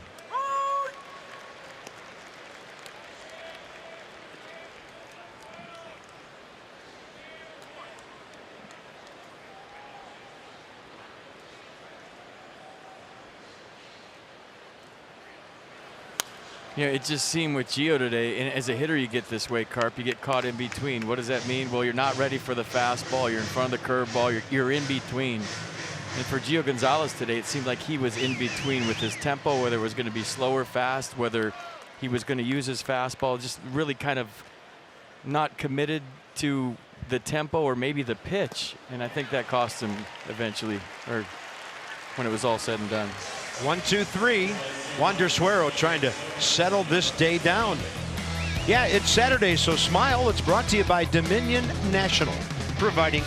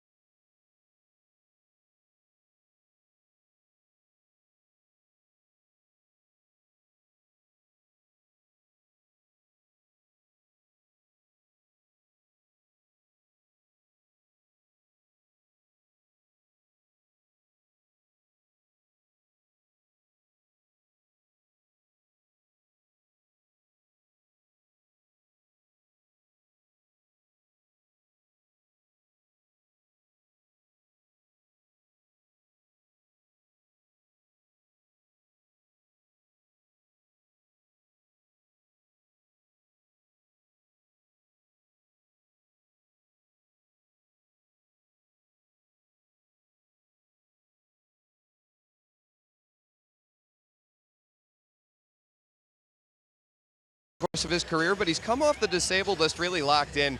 Coming into today, hitting .292 with 4 of his 7 hits for extra bases. I was talking to hitting coach Kevin Long about Zim the other day, and he said he's making good decisions. He's really short and compact with his swing, but the biggest thing is he's on time. K. Long saying that there were stretches earlier this season where plain and simple Zim was late. He was late getting ready and late getting into his hitting position, and it caused some problems for him. But he says, guys, that Zim's been early with that leg kick and has been on time over the last week plus since coming off the DL. All right, thank you, Dan. RBI grounder today.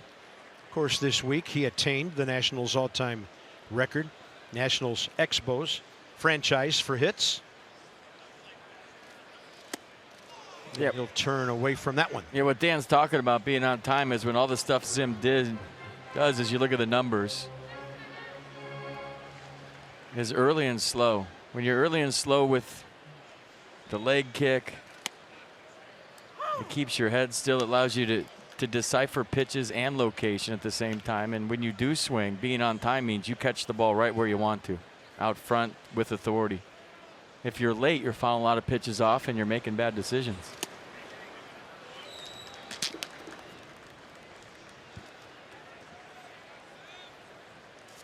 There's certain times as a hitter where you have to start and it's almost uncomfortable you're starting so early. 2-2, and he had no trouble laying off that. Full count. Then you click one and you're like, oh, that's when I need to start, and it all just kind of sinks in. Matt Wieters on deck. Base runners needed, bottom of the order. And Zimmerman to right. Brandon Dixon there. There is activity in the Nats bullpen with Jimmy Cordero indicating that Suero may not hit here. We'll see. Might depend on what Matt Wieters does.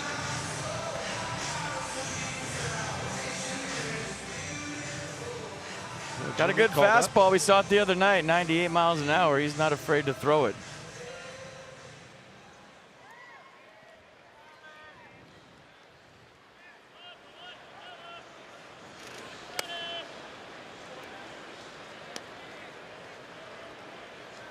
Matt Wieters pop up to Suarez at third, first time up.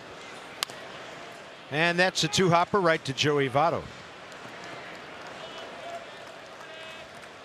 Wander Suero stays. For every Nationals walk this year, CareFirst Blue Cross Blue Shield contributes $50 to support the Boys and Girls Clubs of Greater Washington, 408 of them for over $20,000. Take that first step towards a healthier and more active lifestyle. CareFirst would love you to go for a walk.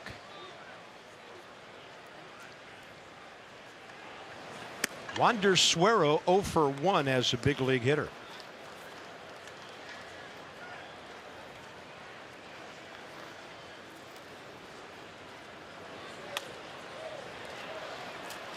And this one for Joey Votto, using his mitt for shade. Ball foul when he catches it. Nats go quickly. Bottom 5. Reds 6-1, game 1.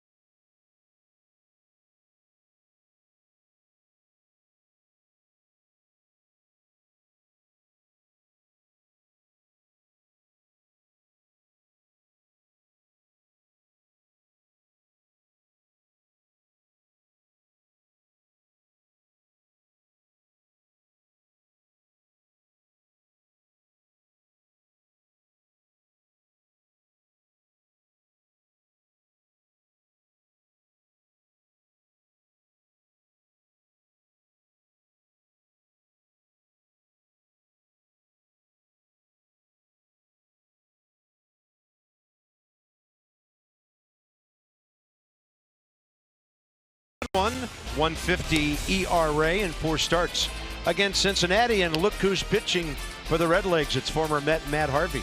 He has started 15 games career against the Nats, 3-6 with a 3.38. That's our nightcap. Coverage begins. Nats extra pregame at 6:30. I remember when Matt Harvey owned Bryce Harper, and now Bryce Harper owns Matt Harvey. That whole thing's kind of switched around. The Nats and Braves rained out on July 21st. Do you remember that? I don't, but 80s night's going to be made up. That's presented by Budweiser, Tuesday, August 7th, 1:05. So it's kind of like Juan Soto's first home run on the makeup game when he wasn't here, and then did it count for the makeup game? Follow me there. Visit nationals.com. The leg warmers will be here. It's the first game of a split doubleheader. So 80s night. Right now, Bob has his leg warmers on. Yeah. 80s night at 1:05. I like it. Wander Suero, 16 pitches, 12 strikes.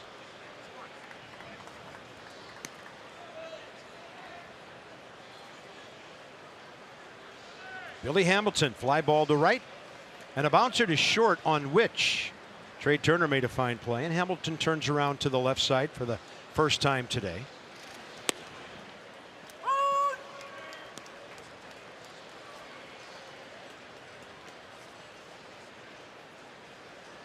As FP mentioned earlier, a little better from the left side, 231.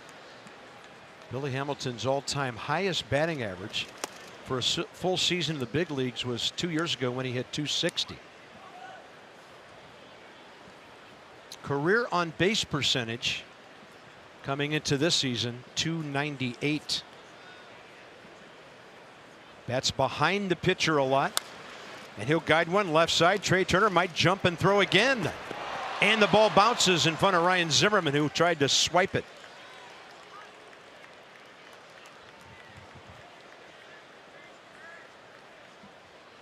Yeah, the key with a fast runner for younger players is to be quick but not be in a hurry. And I think there was a little trouble on the jump exchange there with Trey, and that caused the ball to go in the dirt. If you look at the exchange from glove to hand one more time, there was just a little hesitation, and Billy Hamilton can fly. And did you just say that 260 is the highest he's ever hit? Yeah. I mean, with that kind of speed, if he bunted every single at-bat all year, I feel like he could hit 270. They gave him a hit on that. If he really honed that craft and worked on it every single day and spent hours and hours and hours on bunting the baseball, whether it was to second, to third, maybe even shortstop. You've seen guys square early and push it to shortstop. If Billy Hamilton could perfect that, he'd hit 260 in his sleep. He should bunt twice a game with that kind of speed.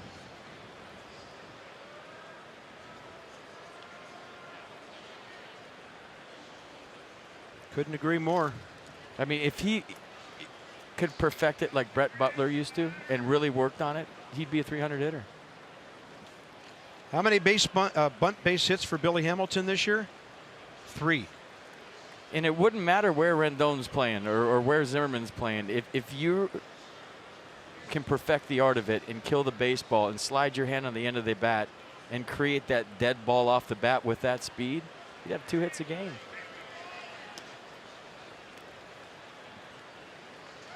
Billy Hamilton running 23 out of 27, 4th highest total in the league.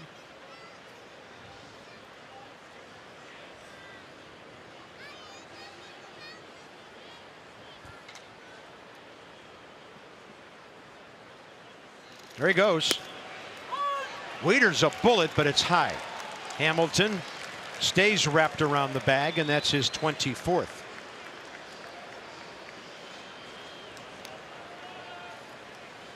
He just said something to Trey after he stole it, like, maybe I'm coming to get you, big boy. Trey with 30 stolen bases. But FP, in the last minute and a half, a microcosm of what Billy Hamilton could be. And this ball hit out to center off the bat of Peraza. Harper had to go back. Hamilton speeding to third. A one-hop throw. Runner too fast, and he's over there with 1 out. So Billy Hamilton's trying to manufacture a 7th run for the Reds. It's up to Phillip Irvin whether he can do that. I mean, good throw by Bryce, but Billy just outruns this. And man, can he fly. When he gets to third base and he slides, he's still going full speed, and he just kind of pops up all in one motion. Who wins between Billy Hamilton and Trey Turner in a race? That's a great question.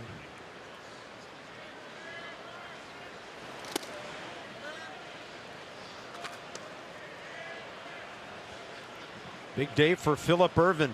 Opposite field single. Homer over the left field bullpen for 3 runs and a walk. So the Nats infield in here with 1 out. Big swing almost to a knee. 1 ball, 1 strike.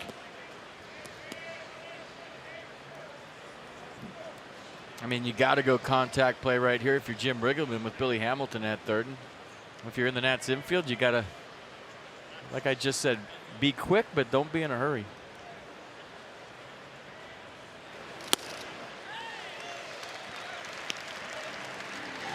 Young hitter trying to hit it a mile. Let's see what he does to adjust on 1 and 2.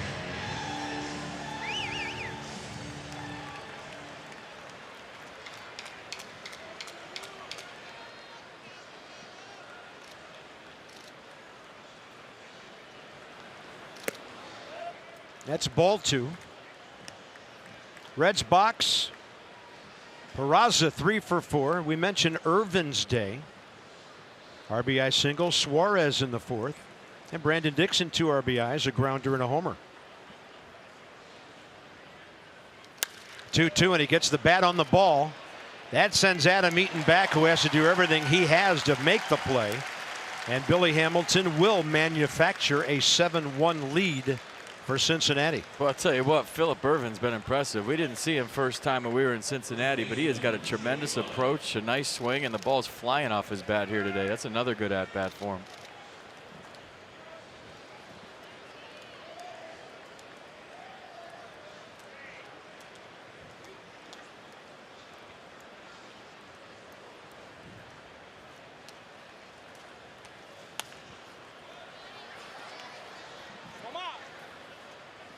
Joey Votto 1 for 3. A rare day when he was been called out on strikes twice. Gio got him. Still more walks than strikeouts. And he gets a right-hander for the first time. And he launches one to right. That'll one-hop the sign out there. And Votto into second base. He has 34 extra base hits, and that's his 23rd double.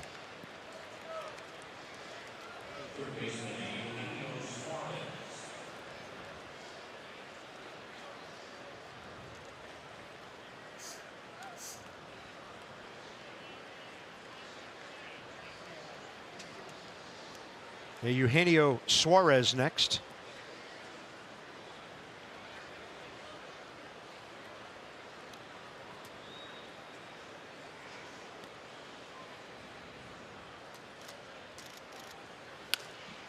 First pitch left side, scooped by Rendon.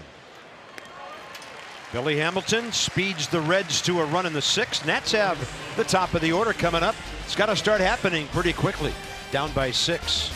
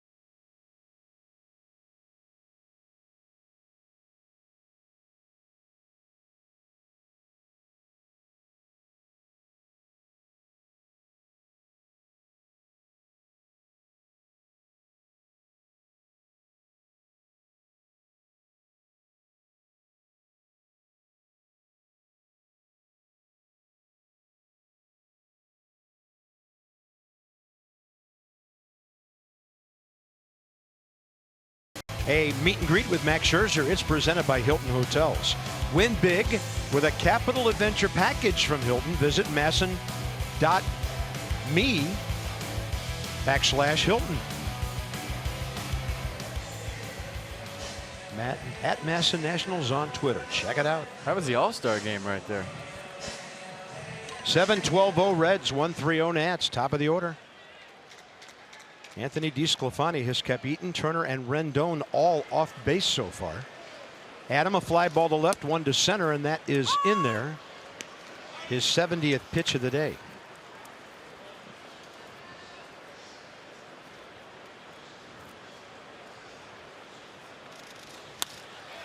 Eaton gets a fastball and slaps it to left. Not happy with himself last at bat after another fly ball, so he takes care of that. All right, Fios by Verizon Expo going to show you Adam Eaton's swing. Little two-seam fastball, just going right with it. Staying on top of the baseball, that's the key to that knock. Watch him keep the barrel above his hands, drive it the other way. 100% fiber optic network, 100% phenomenal. Visit getfios.com. He had Trey Turner's full attention in the background there in the on-deck circle. So here he comes, trying to get on for the first time. Tried to bunt his way on last time, and DeSclafani made a good play to throw him out.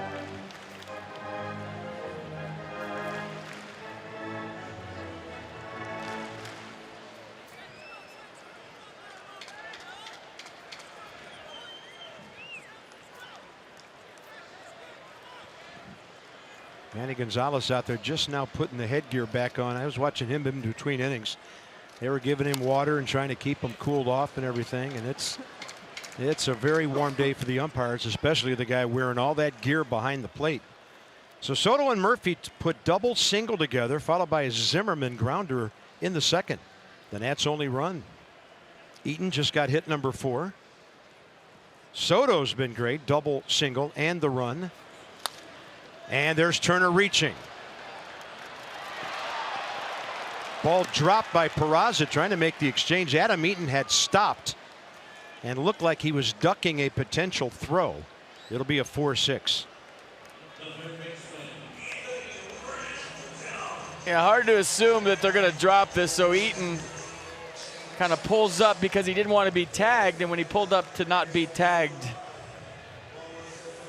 the fact that Peraza dropped it, it's all he had to do is walk over and step on the bag. But right there, Adam's hitting the brakes because he's thinking that Herrera's going to tag him. And it's hard to start it up again. Rendon is next. He'll turn on the first one, and after a step back, in comes Irvin, 2 down. That'll bring in Bryce. Fly ball to center, right center actually, caught by Hamilton, and a base on balls today. Nats are 36-31 in night games and 19-22 in day games. And what I'm taking from that, that's a lot of day games. Doesn't that seem like more day games than normal? I think baseball has scheduled more weekday day games on getaway days. Yeah.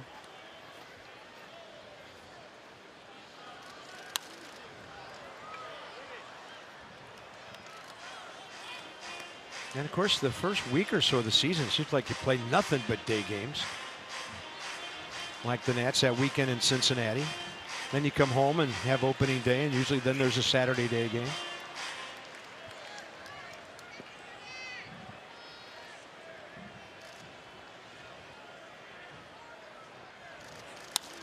Harper drills one out to left center. Bryce checks in with his first base hit. Turner stops at second.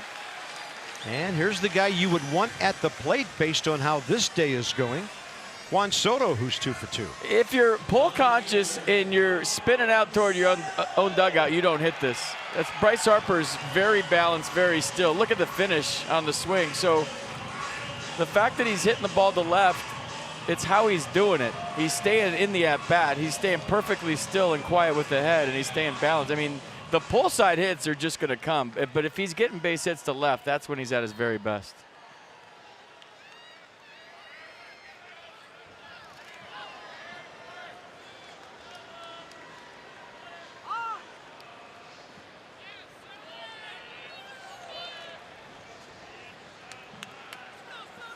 I was just looking at the first week and a half of the season. The Nats played 2 night games in the first week and a half.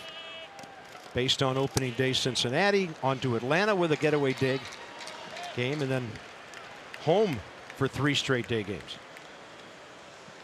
And here we are 4 months later, and Nats are 2 over 500, trying to stage a huge comeback.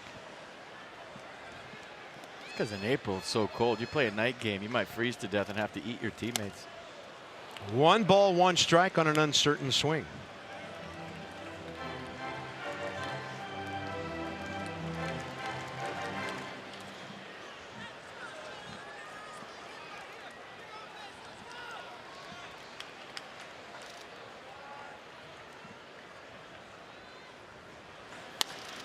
In the air to left.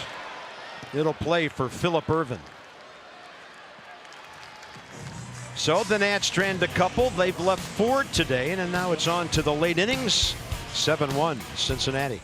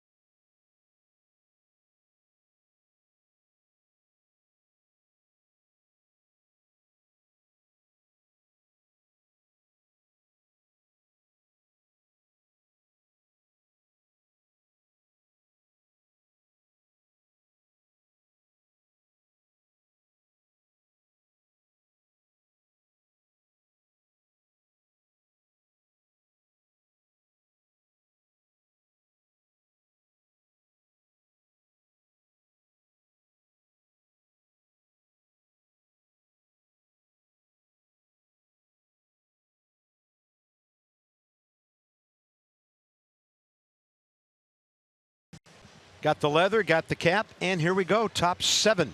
Braves are coming. 3-day 4-way game series. That's Tuesday, Wednesday, and Thursday. So split doubleheader Tuesday, 1 o'clock, 7 o'clock, just like today. 7 p.m. game on Wednesday, and then a 1 o'clock matinee on the 9th before the Nationals head off to Chicago and St. Louis.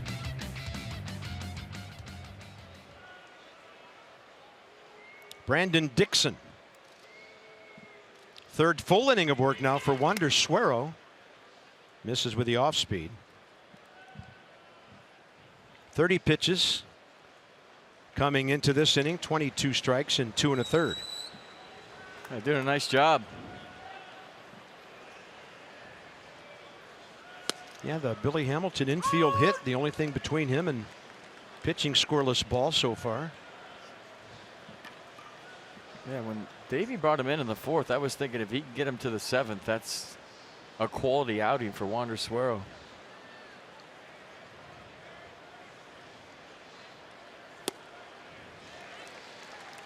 Guys are finding, and this was Dixon, his first man back in the 4th. When they start the swing, the ball's not where they think it is by the time the bat gets into the zone.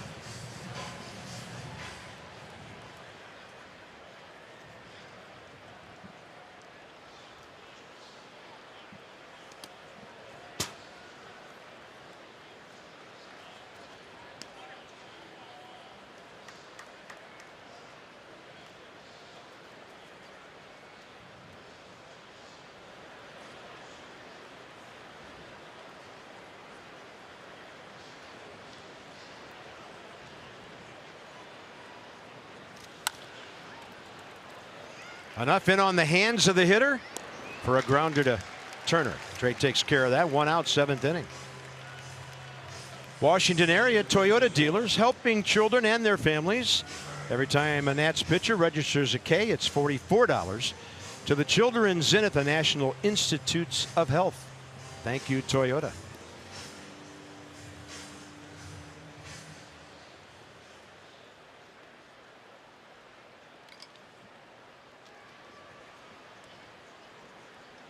Catcher, Kurt Casale.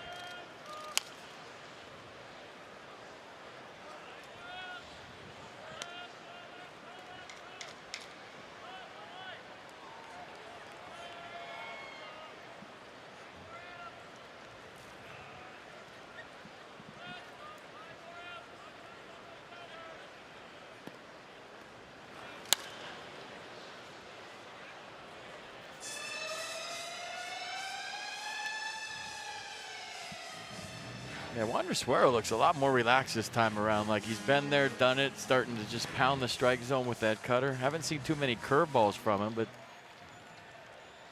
mostly just fastballs and cutters. But he's looked sharp here today, real sharp. 3 strikeout inning, scoreless in that 25-4 game. On Tuesday night against the Mets, didn't give up a run.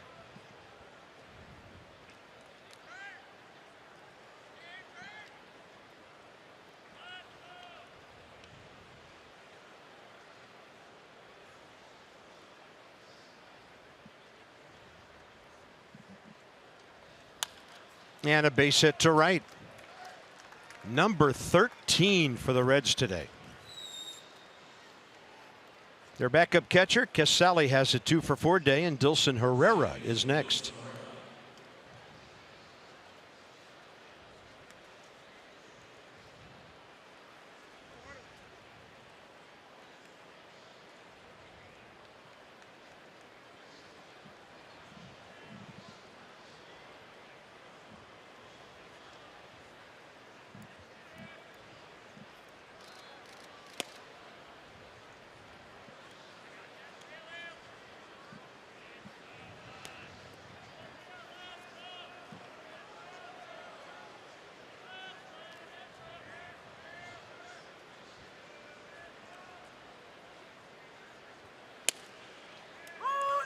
Inside edge. I mean, that's unhittable.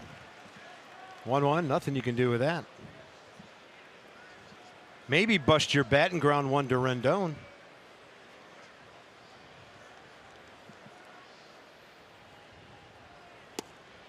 Staying in there. Another strike. Nissan pitch cast. Yeah, that front door cutter right there. Down the zone, trying to get a grounder.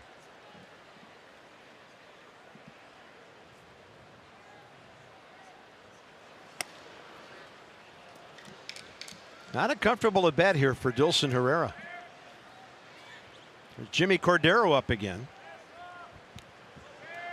Nats pitcher due to bat 4th in the bottom of the 7th.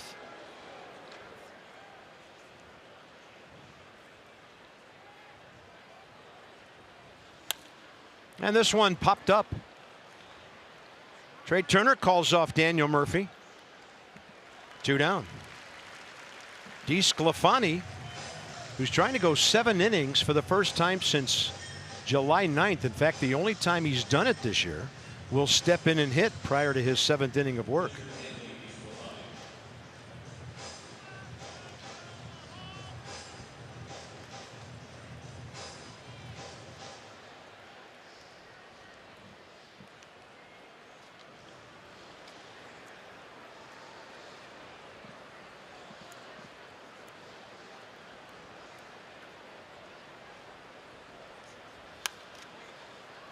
Pretty good rip right there.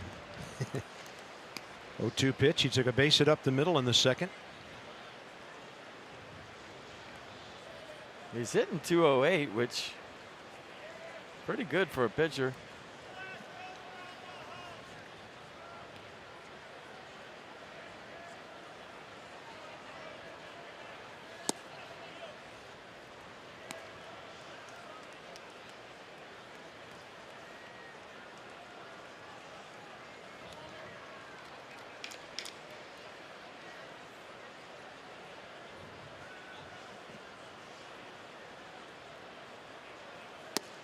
Had him all locked up.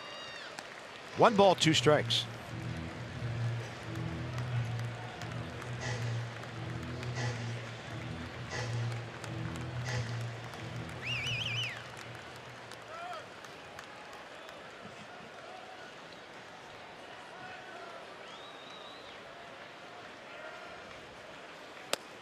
We'll see how this game and tonight's game goes, but Wander Swirl might have just rescued the bullpen for the entire weekend.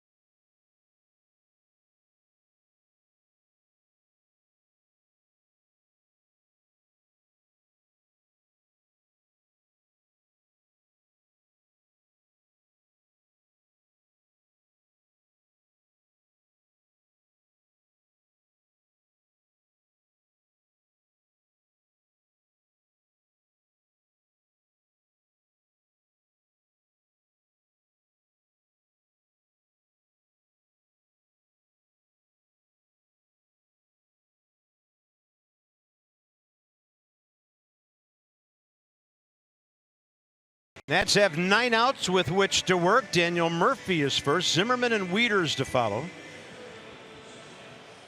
And Daniel 1 for 2. Base hit to left. Double play ball second time. And about to throw his 81st pitch of the day, Anthony DeSclafani.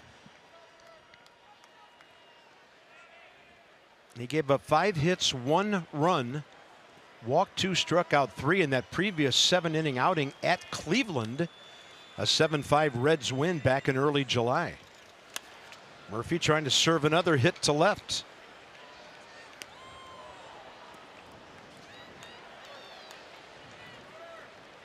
So Mason Williams in there in right field, and Brandon Dixon moves into second.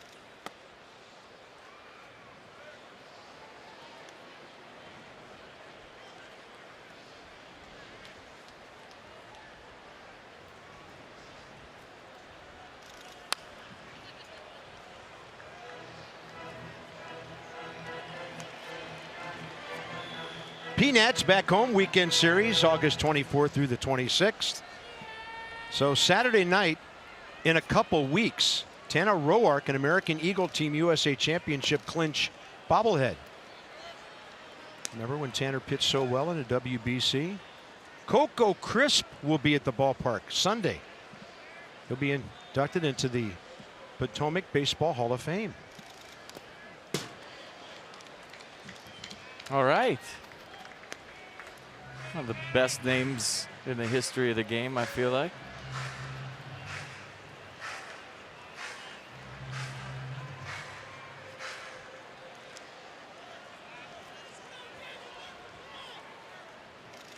Two and Murphy out to left center with another hit. This one will plug the gap. Digging for 2. Every day, better and better. And now hitting around .420 his last 20 ball games. And pull the hands in and just shoot the ball to left center field. So the first knock was Wade Boggs style to left. This one left center. And we said it on the road trip. Hits his back. 339 at home this year, and he is absolutely raking right now, using the whole field. Ryan Zimmerman 0 for 2 with an RBI grounder.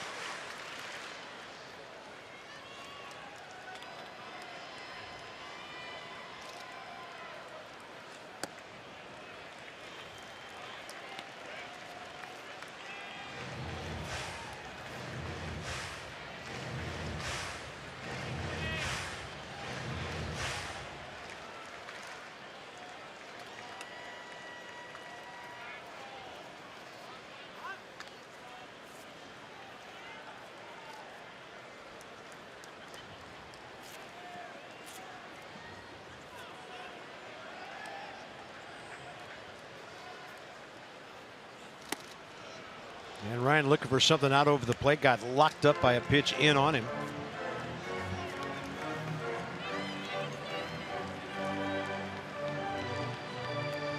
I think the biggest challenge for Ryan moving forward is if he doesn't play every day, to keep his mechanics and his timing locked in. You know, the luxury of playing every single game is you can make adjustments at bat to at bat, pitch to pitch when you have a lot of moving parts. And sometimes that becomes a challenge if you play one of every 3 games or every other day.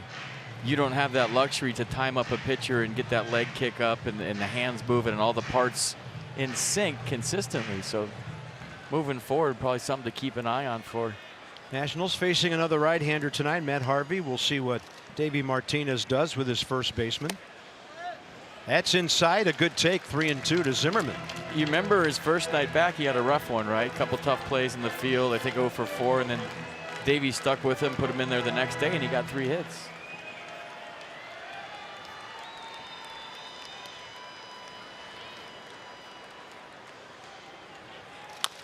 Tapper, left side on the charge, Suarez.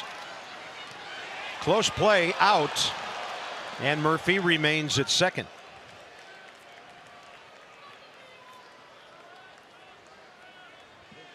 Yeah, not sure how Murphy's at second on this one. This is an easy read when you're on second. Whenever you see a guy coming in like that, usually just cruise right behind him to third base. But Murph chose the safe route down by 6. Good hustle by Ryan. So Matt Wieters is next.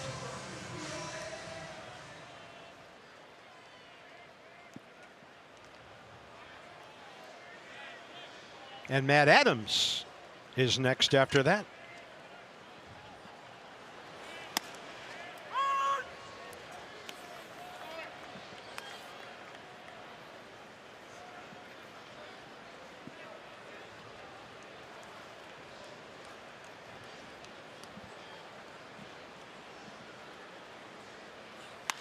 He drives one out to left center, but it's coming back to Irvin. He can camp behind it, 2 down.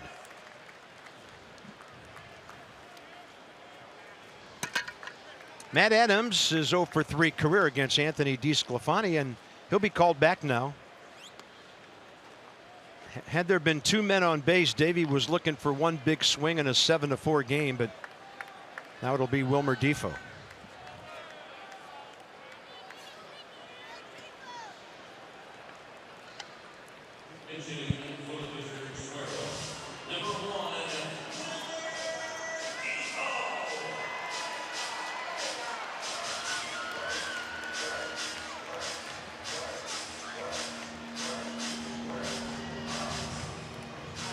Defoe will face DeSclafani for the first time.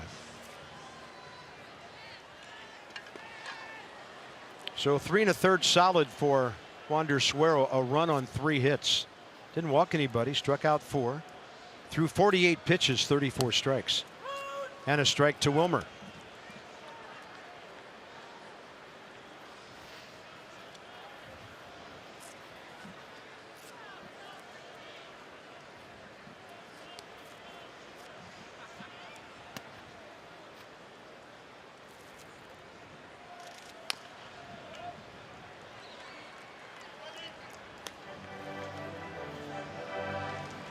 Wandy Peralta, the lefty.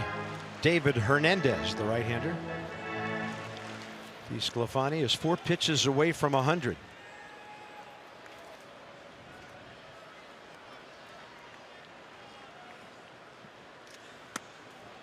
One and 2.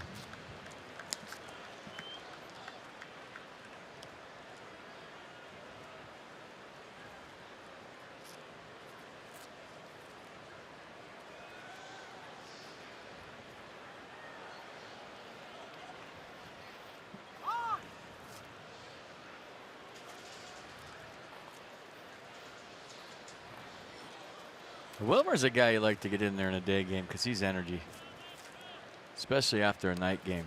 Maybe your team's dragging a little bit, fire him in the lineup, maybe he sparks you a little bit. Boy, battle in there, D, boy. He always seems to enjoy playing. He has fun. He's fun to watch play too. And maybe that's what Davey's thinking about right now. Get Wilmer in there, and maybe he does something to ignite everybody. Who knows?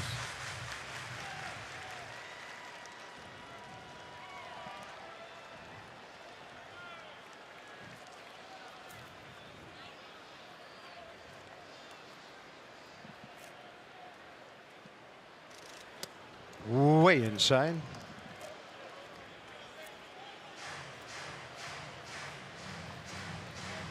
Pitch number 100 coming. Wilmer trying to make it a 7-2 game or more.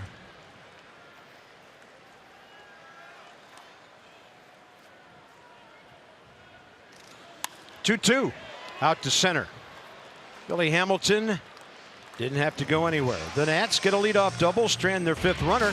Nationals baseball on Masson, brought to you by Lexus. Experience amazing. And by American Standard Heating and Air. Find your local independent American Standard Heating and Air dealer at Mid-Atlantic Comfort.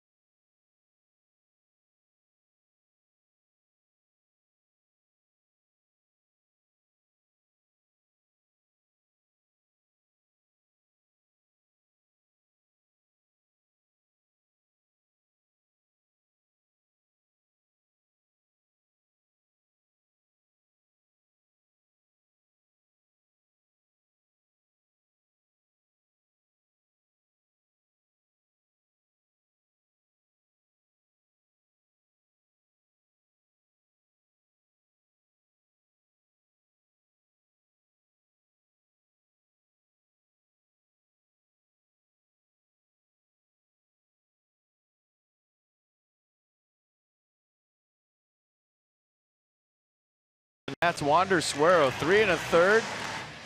Gave up just 1 run on 3 hits, struck out 4 Reds, didn't walk anybody. Threw 48 pitches, 34 for strikes, and more importantly, all those numbers saved the bullpen for game 2. So a nice outing for Wander Suero. He was ready to pitch today. Nice job. Jimmy Cordero, 2nd appearance. 1 inning, 2 hits, 2 runs on Thursday. Jose Peraza, who will bat in this inning, got him for a couple of runs on a double. He faces Billy Hamilton first. And Billy, that infield hit last time that led to a Cincinnati run back in the 6th.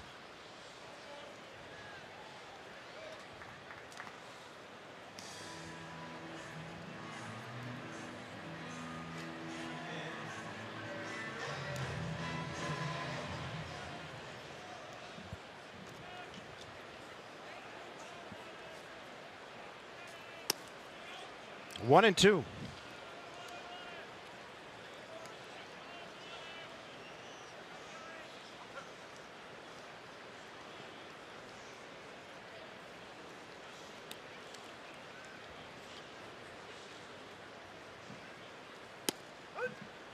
And a curveball. Billy Hamilton leaned back and the ball got the inside edge. Mercedes-Benz pitch cast. Yeah, you gotta like what you're seeing from Jimmy Cordero. I mean, his major league debut, throwing 98, nasty slider right there, 85 miles an hour. First big league strikeout. Many more where that came from with that kind of stuff.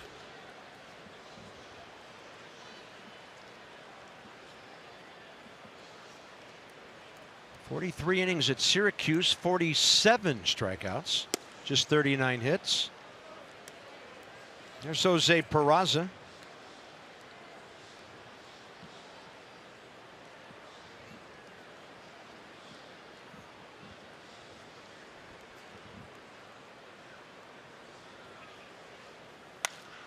And this ball driven to right. It'll back up Adam Eaton, and he stops cold right there. So more on the bullpen. Here's Dan. Bob, we haven't offered an update on Sean Doolittle in a little while, so figure now's a decent time for that. Doolittle on the disabled list with a stress reaction in his foot. Got an MRI a couple days ago that showed that the injury hasn't gotten any worse, which is a good sign. I guess the negative there is that it hasn't gotten significantly better, but Doolittle's still in a boot, still progressing, going through daily workouts and things like that. The Nationals will take things slowly with him, but they hope that maybe by the end of the week he might be able to start throwing again. Yeah, I talked to Sean. He has been staying in shape, doing all kinds of weightlifting so that when he comes back, that's all he has to do is get on the mound and throw. They want to make sure he's 100% because if you compensate for that foot with your arm, you can get hurt. But he's been doing everything he can to stay in shape so that when that thing heals 100%, he's ready to rock and roll quick style. We saw him, Carp, remember the other day, doing shadow drills on the line with one leg in the air. Yeah. Trying to strengthen that other leg. So he's been working real hard behind the scenes so that when he comes back, it'll be real quick. Phillip Irvin, the hitter. He's been the Cincinnati hitting star today. 2 hits, a walk, a sac fly. He's driven in 4.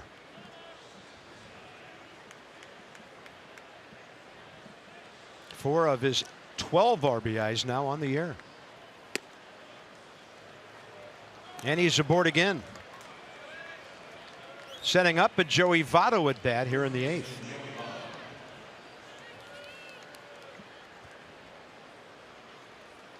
Votto 2 for 4. First inning check swing single the other way. Last time up pulled a double on a hop to the bullpen fence and right.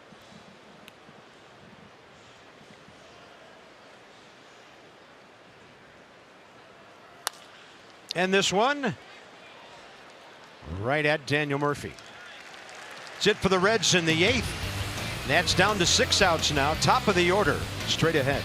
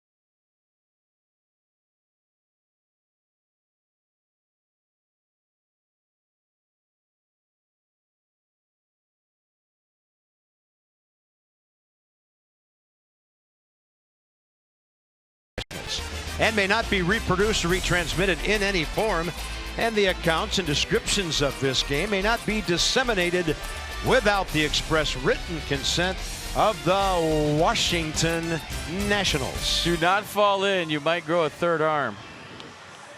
7-1 as we go to the bottom of the 8th. Let's spend some quality time together. Enter the Lexus Home Run Sweepstakes for a chance to win dinner with me. Round trip transportation at Lexus and $250 to spend on some swag. So enter online at LexusHomeRunSweepstakes.com. I did it last year, Carp, in you know, Lexus is out of New York, so they just picked the winner out of a hat.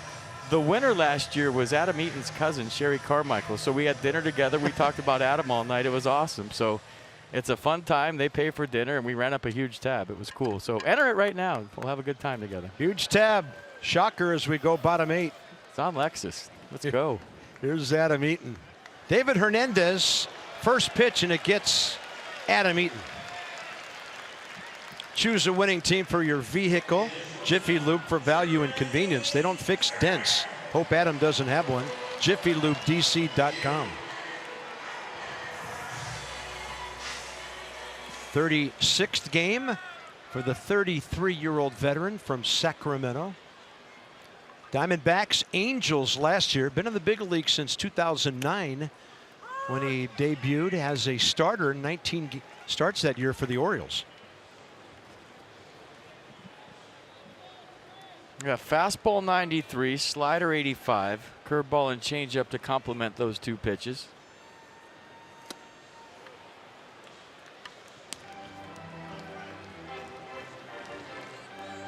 .63, 245. See if the Nats can make a little run right here. Anybody else on the mound kind of makes you feel good when you're having trouble against one guy all day. Yeah, DeSclafani had a good day. 1 run, 6 hits, 7 innings. Walked 1. Struck out a total of 2. 100 pitches, 66 strikes.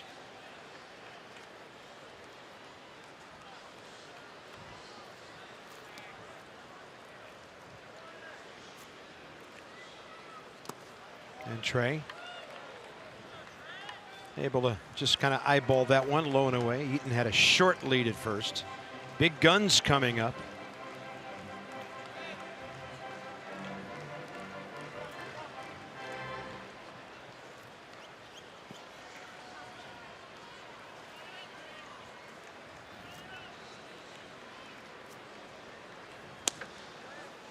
Two and two.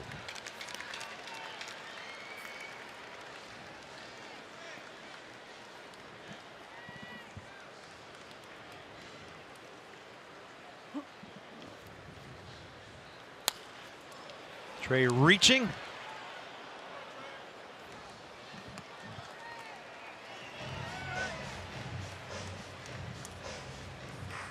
We'll get you going at 6:30 with Nats Extra pregame for the nightcap. First pitch 7:05, Jeremy Hellickson, and then Matt Harvey for the Reds. Good crowd today, 32,687 paid. Reaching again is Turner.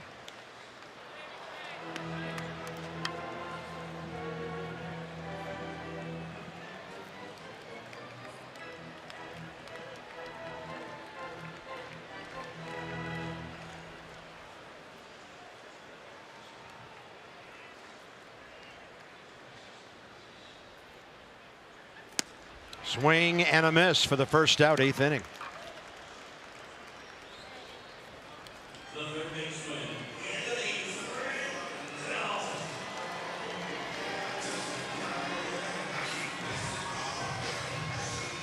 Rendon 1 for 4 career against Hernandez.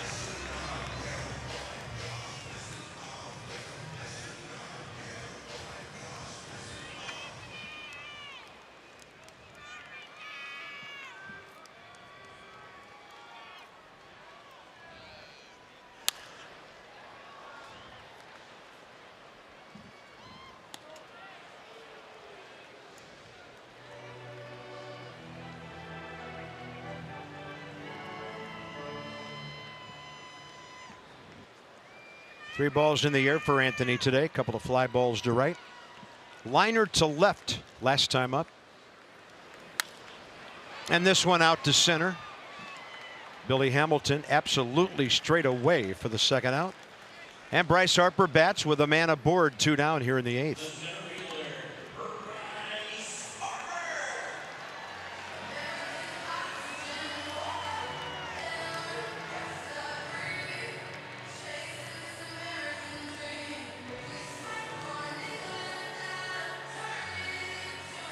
Bryce, a fly ball first time, a walk and a base hit, and he took that single the other way. 2 innings ago. So he's hit safely in 8 of his last 9 games now. 12 for 29. Shift on. He's going to hit that with authority the other way, and it's off the sliding Phillip Irvin. Eaton will be held at third, and Harper into second. Phillip Irvin came over to get a piece of it, but that ball was absolutely plastered to left center. Yeah, another 2-hit game for Bryce, 19th double of the season. We talked about him going the other way. I mean, if he keeps doing this, it's going to be raining hits for Bryce Harper in the second half.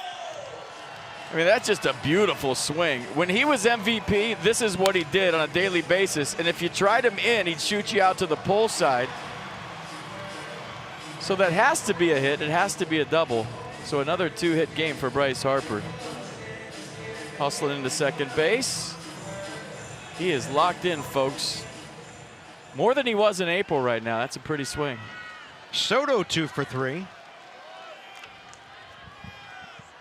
What do we got here? Home plate umpire Manny Gonzalez out in front of the plate. Approaching the pitcher, stopped and returned. You tell him to come set?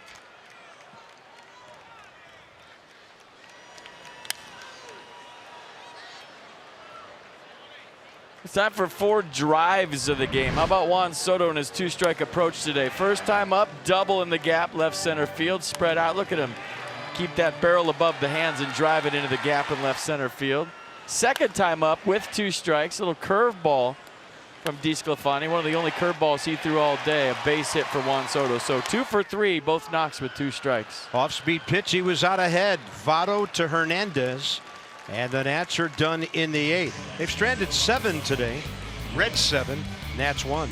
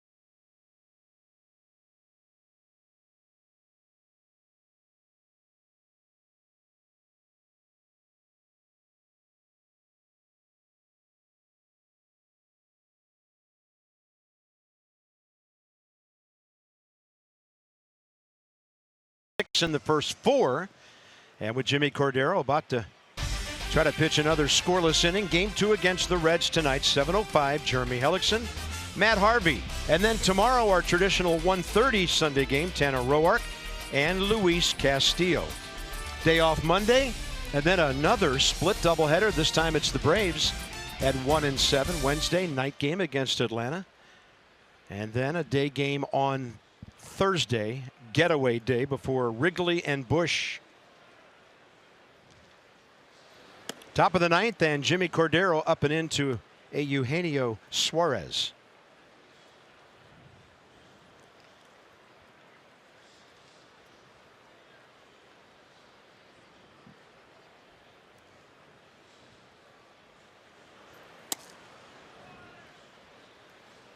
$11 pitches, 5 strikes to get 3 outs with a walk last inning.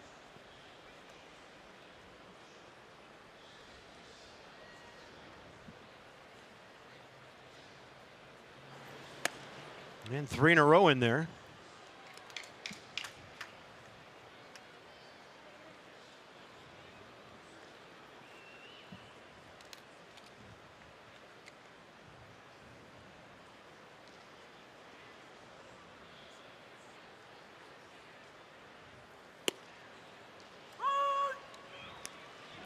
I love the way Suarez just kind of does that little knee tuck. It's something that as a hitter you can keep consistent. It's not a big leg kick. He just takes that front knee and keeps, watch his hips close up. Now he's ready to uncoil.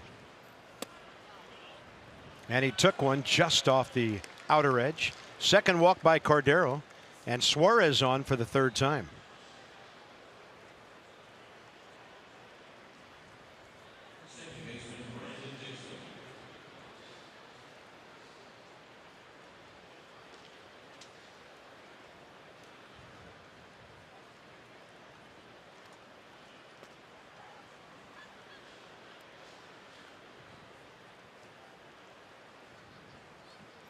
I think my favorite part about baseball is batting stances, and now they're so unique and everybody has a different one.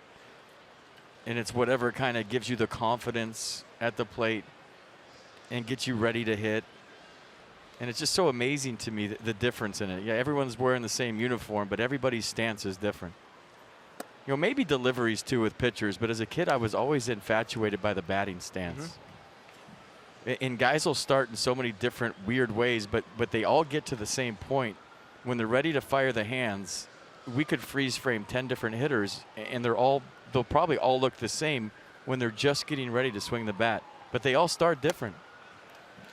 Dixon all in on a 2-0. Like Suarez is, for instance. That's one of the most comfortable stances I've seen all year. He's standing straight up and down. He's just tucking his front knee and going. You know, you think of comfort. You think of Anthony Rendon at third base. He has a comfortable stance. Joey Votto too.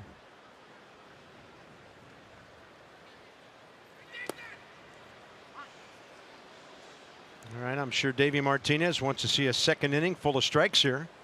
Walked one batter, gone 3-1 here. And Davey has had to get Sammy Solis up.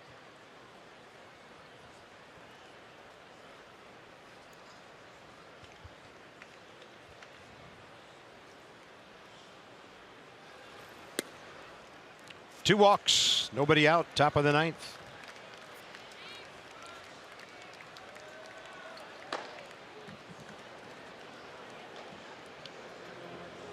And Derek Lilliquist will make a quick visit.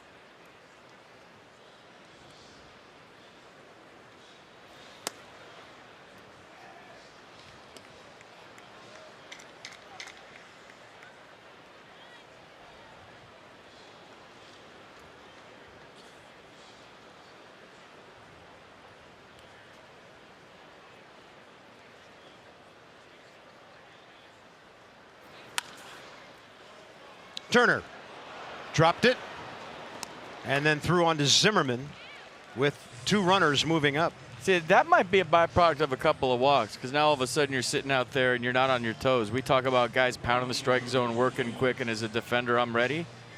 Well, when you're walking guys and you go ball 1 to the next guy, maybe you're not thinking strike and you're not thinking a ball's going to be hit to you. That ball did take a tricky hop on Trey, the last one. It was bouncing high and it stayed down. That's one Davey Martinez was thinking was going to be 2. Mason Williams, who came in to play right field, is the next batter. And Sammy Solis will get the call. Inning and a third. 3 walks by Jimmy Cordero, his second time around. Here comes Sammy.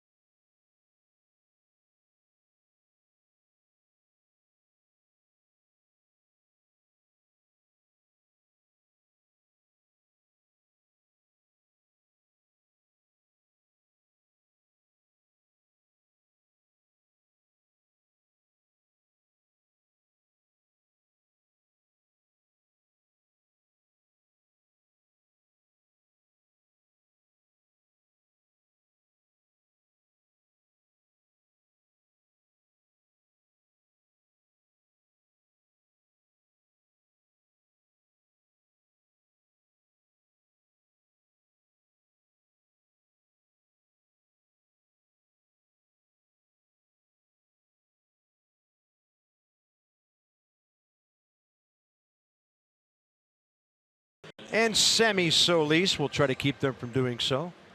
29-year-old right-hander, 46th appearance, 29 hits, 34 strikeouts in 31 innings. Yeah, lefty's hitting 274, righty's just 211. Trying to get a couple outs here in the ninth. Mason Williams, the hitter. He was 0 for 4 right field starting role against Max and company here on Thursday. Lefty-lefty matchup, infield in. Not all the way in.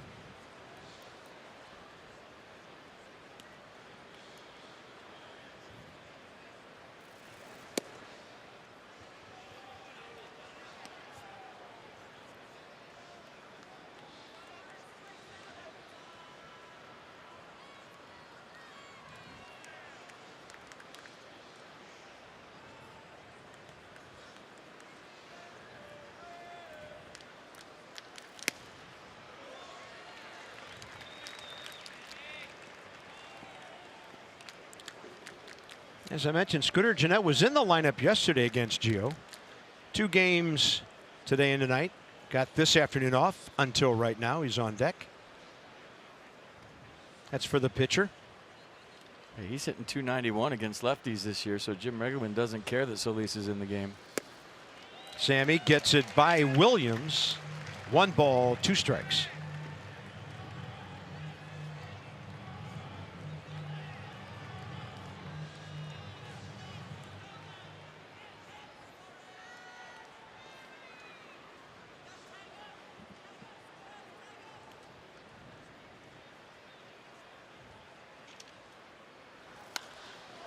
And this one out to center. Bryce Harper, momentum coming in. Suarez will not go anywhere. Bryce with a bullet home. And that's the second out here in the ninth.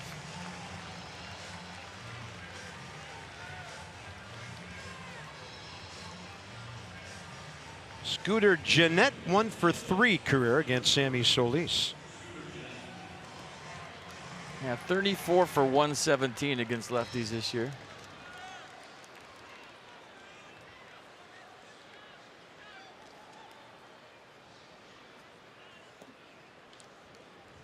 There's nothing worse than pitch hitting in game 1 of a doubleheader and being 0 for 1, because you go in the clubhouse for like 2 hours thinking you're 0 for 1 for game 2 if you're playing already, and you haven't even started. And there's nothing better on the other side of that coin. You're already 1 for 1 before the second game starts.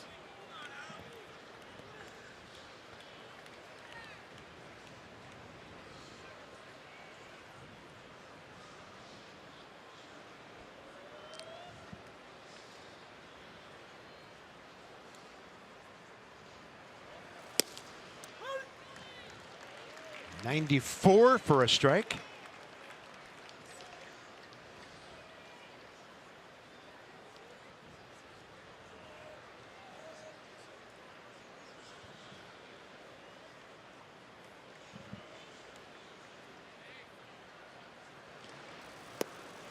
Snappy breaking ball right there. It's 1-2.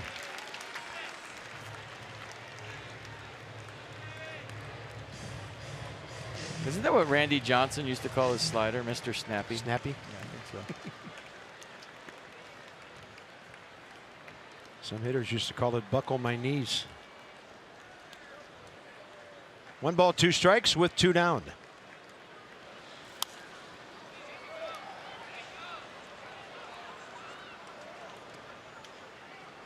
And are you supposed to name your own pitches if you're, I guess if you're Randy Johnson, you can.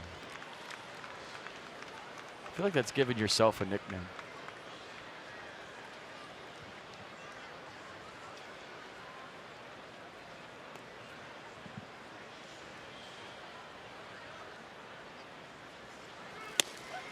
Fastball called 3rd strike. Going to the bottom of the 9th, the Nats need a huge one. Murphy, Zimmerman, Wieters upcoming.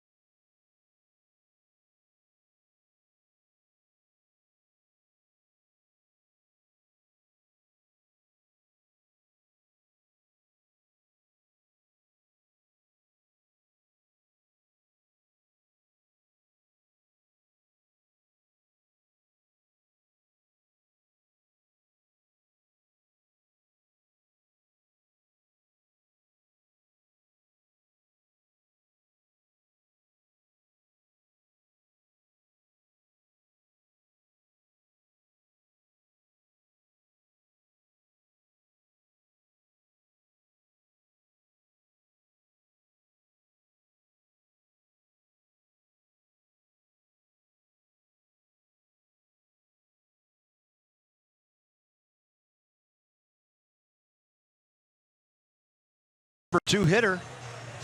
2 walks, 2 hits, a 3-run homer. Drove in 4 today. Juan Soto, a good day. Bryce Harper had a couple of hits for the Nats and a walk. And the Wander Suero gave the bullpen a badly needed respite, because in a ball game like this, the Nationals could have used 4 or 5 pitchers out of that pen. As it turns out, they only had to use 3. And Sammy for the last 2 outs. And here's right-hander Michael Lorenzen. A fastball, slider, cutter, curveball change. Fastball averaging 95. Opponents hitting 250. Off the righty that appears to like doing arms. 26 years of age, Anaheim native. He can hit too, by the way. One of the better hitting pitchers in baseball. Used to be a starter. Daniel Murphy, 2 for 2 against him. 2 balls, no strikes.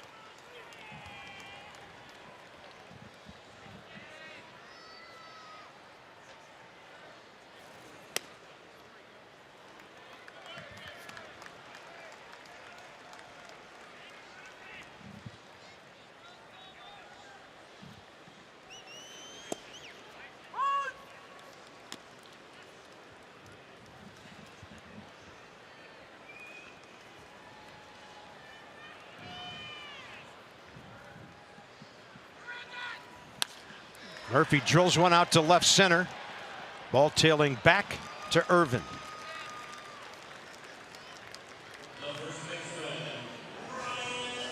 Well, 3 good at-bats for Murph today. That ball was hit hard.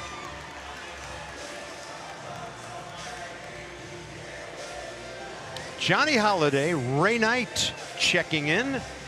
Nats Extra post game. 6:30 they'll have Nats Extra pregame for game 2, and then another show after the nightcap is over.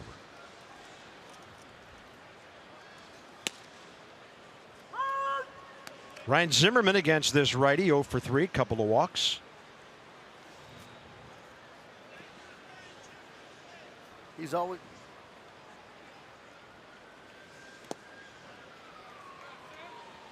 1-1.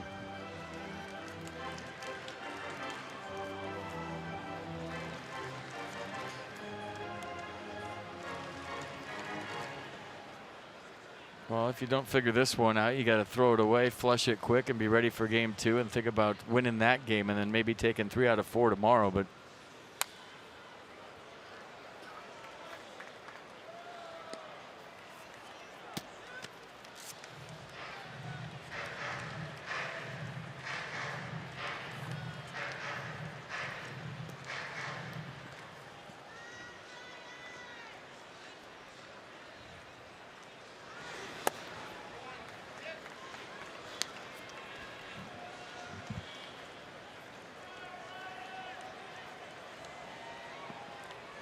One out, 2-2 pitch coming.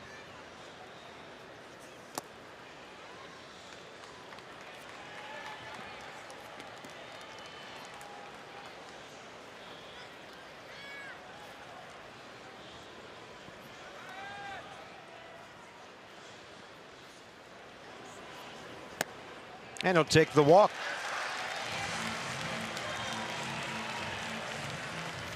I don't understand a 3-2 slider up by 6.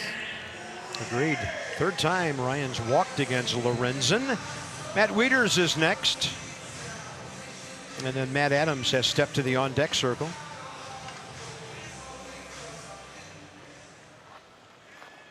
Wieters 1 for 2 against Michael Lorenzen.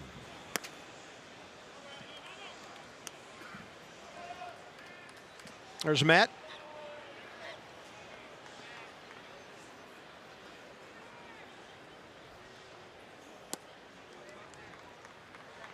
No swing, says Chad Whitson. I have a lefty, Jesus Reyes, who was throwing alongside Lorenzen. And now on a very slow walk by pitching coach Danny Darwin. You'll get Reyes out there, throw a few more. Probably see him face Adams.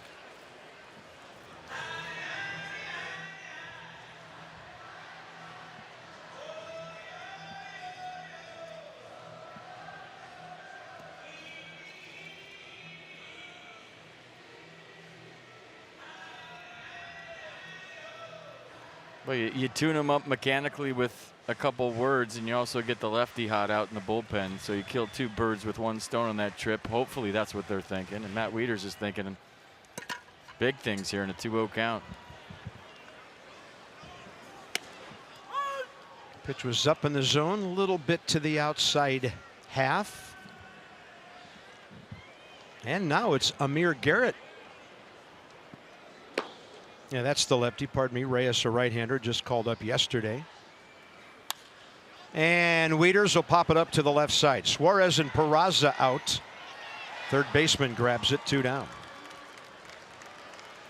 So the Reds are up by 6. Matt Adams about to be announced.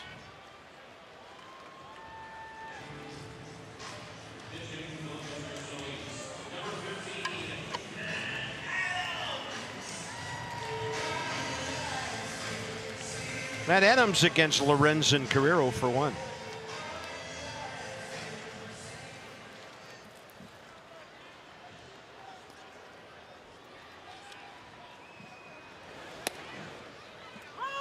Reds moved into a shift with Peraza up the middle.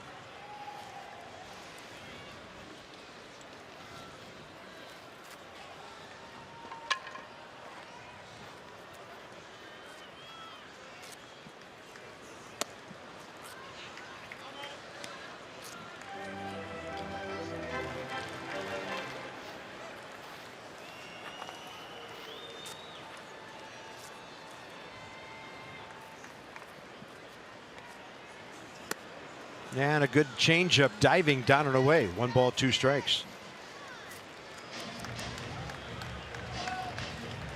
Nats a strike away from falling 6 back of the Phillies, 5.5 back of the Braves.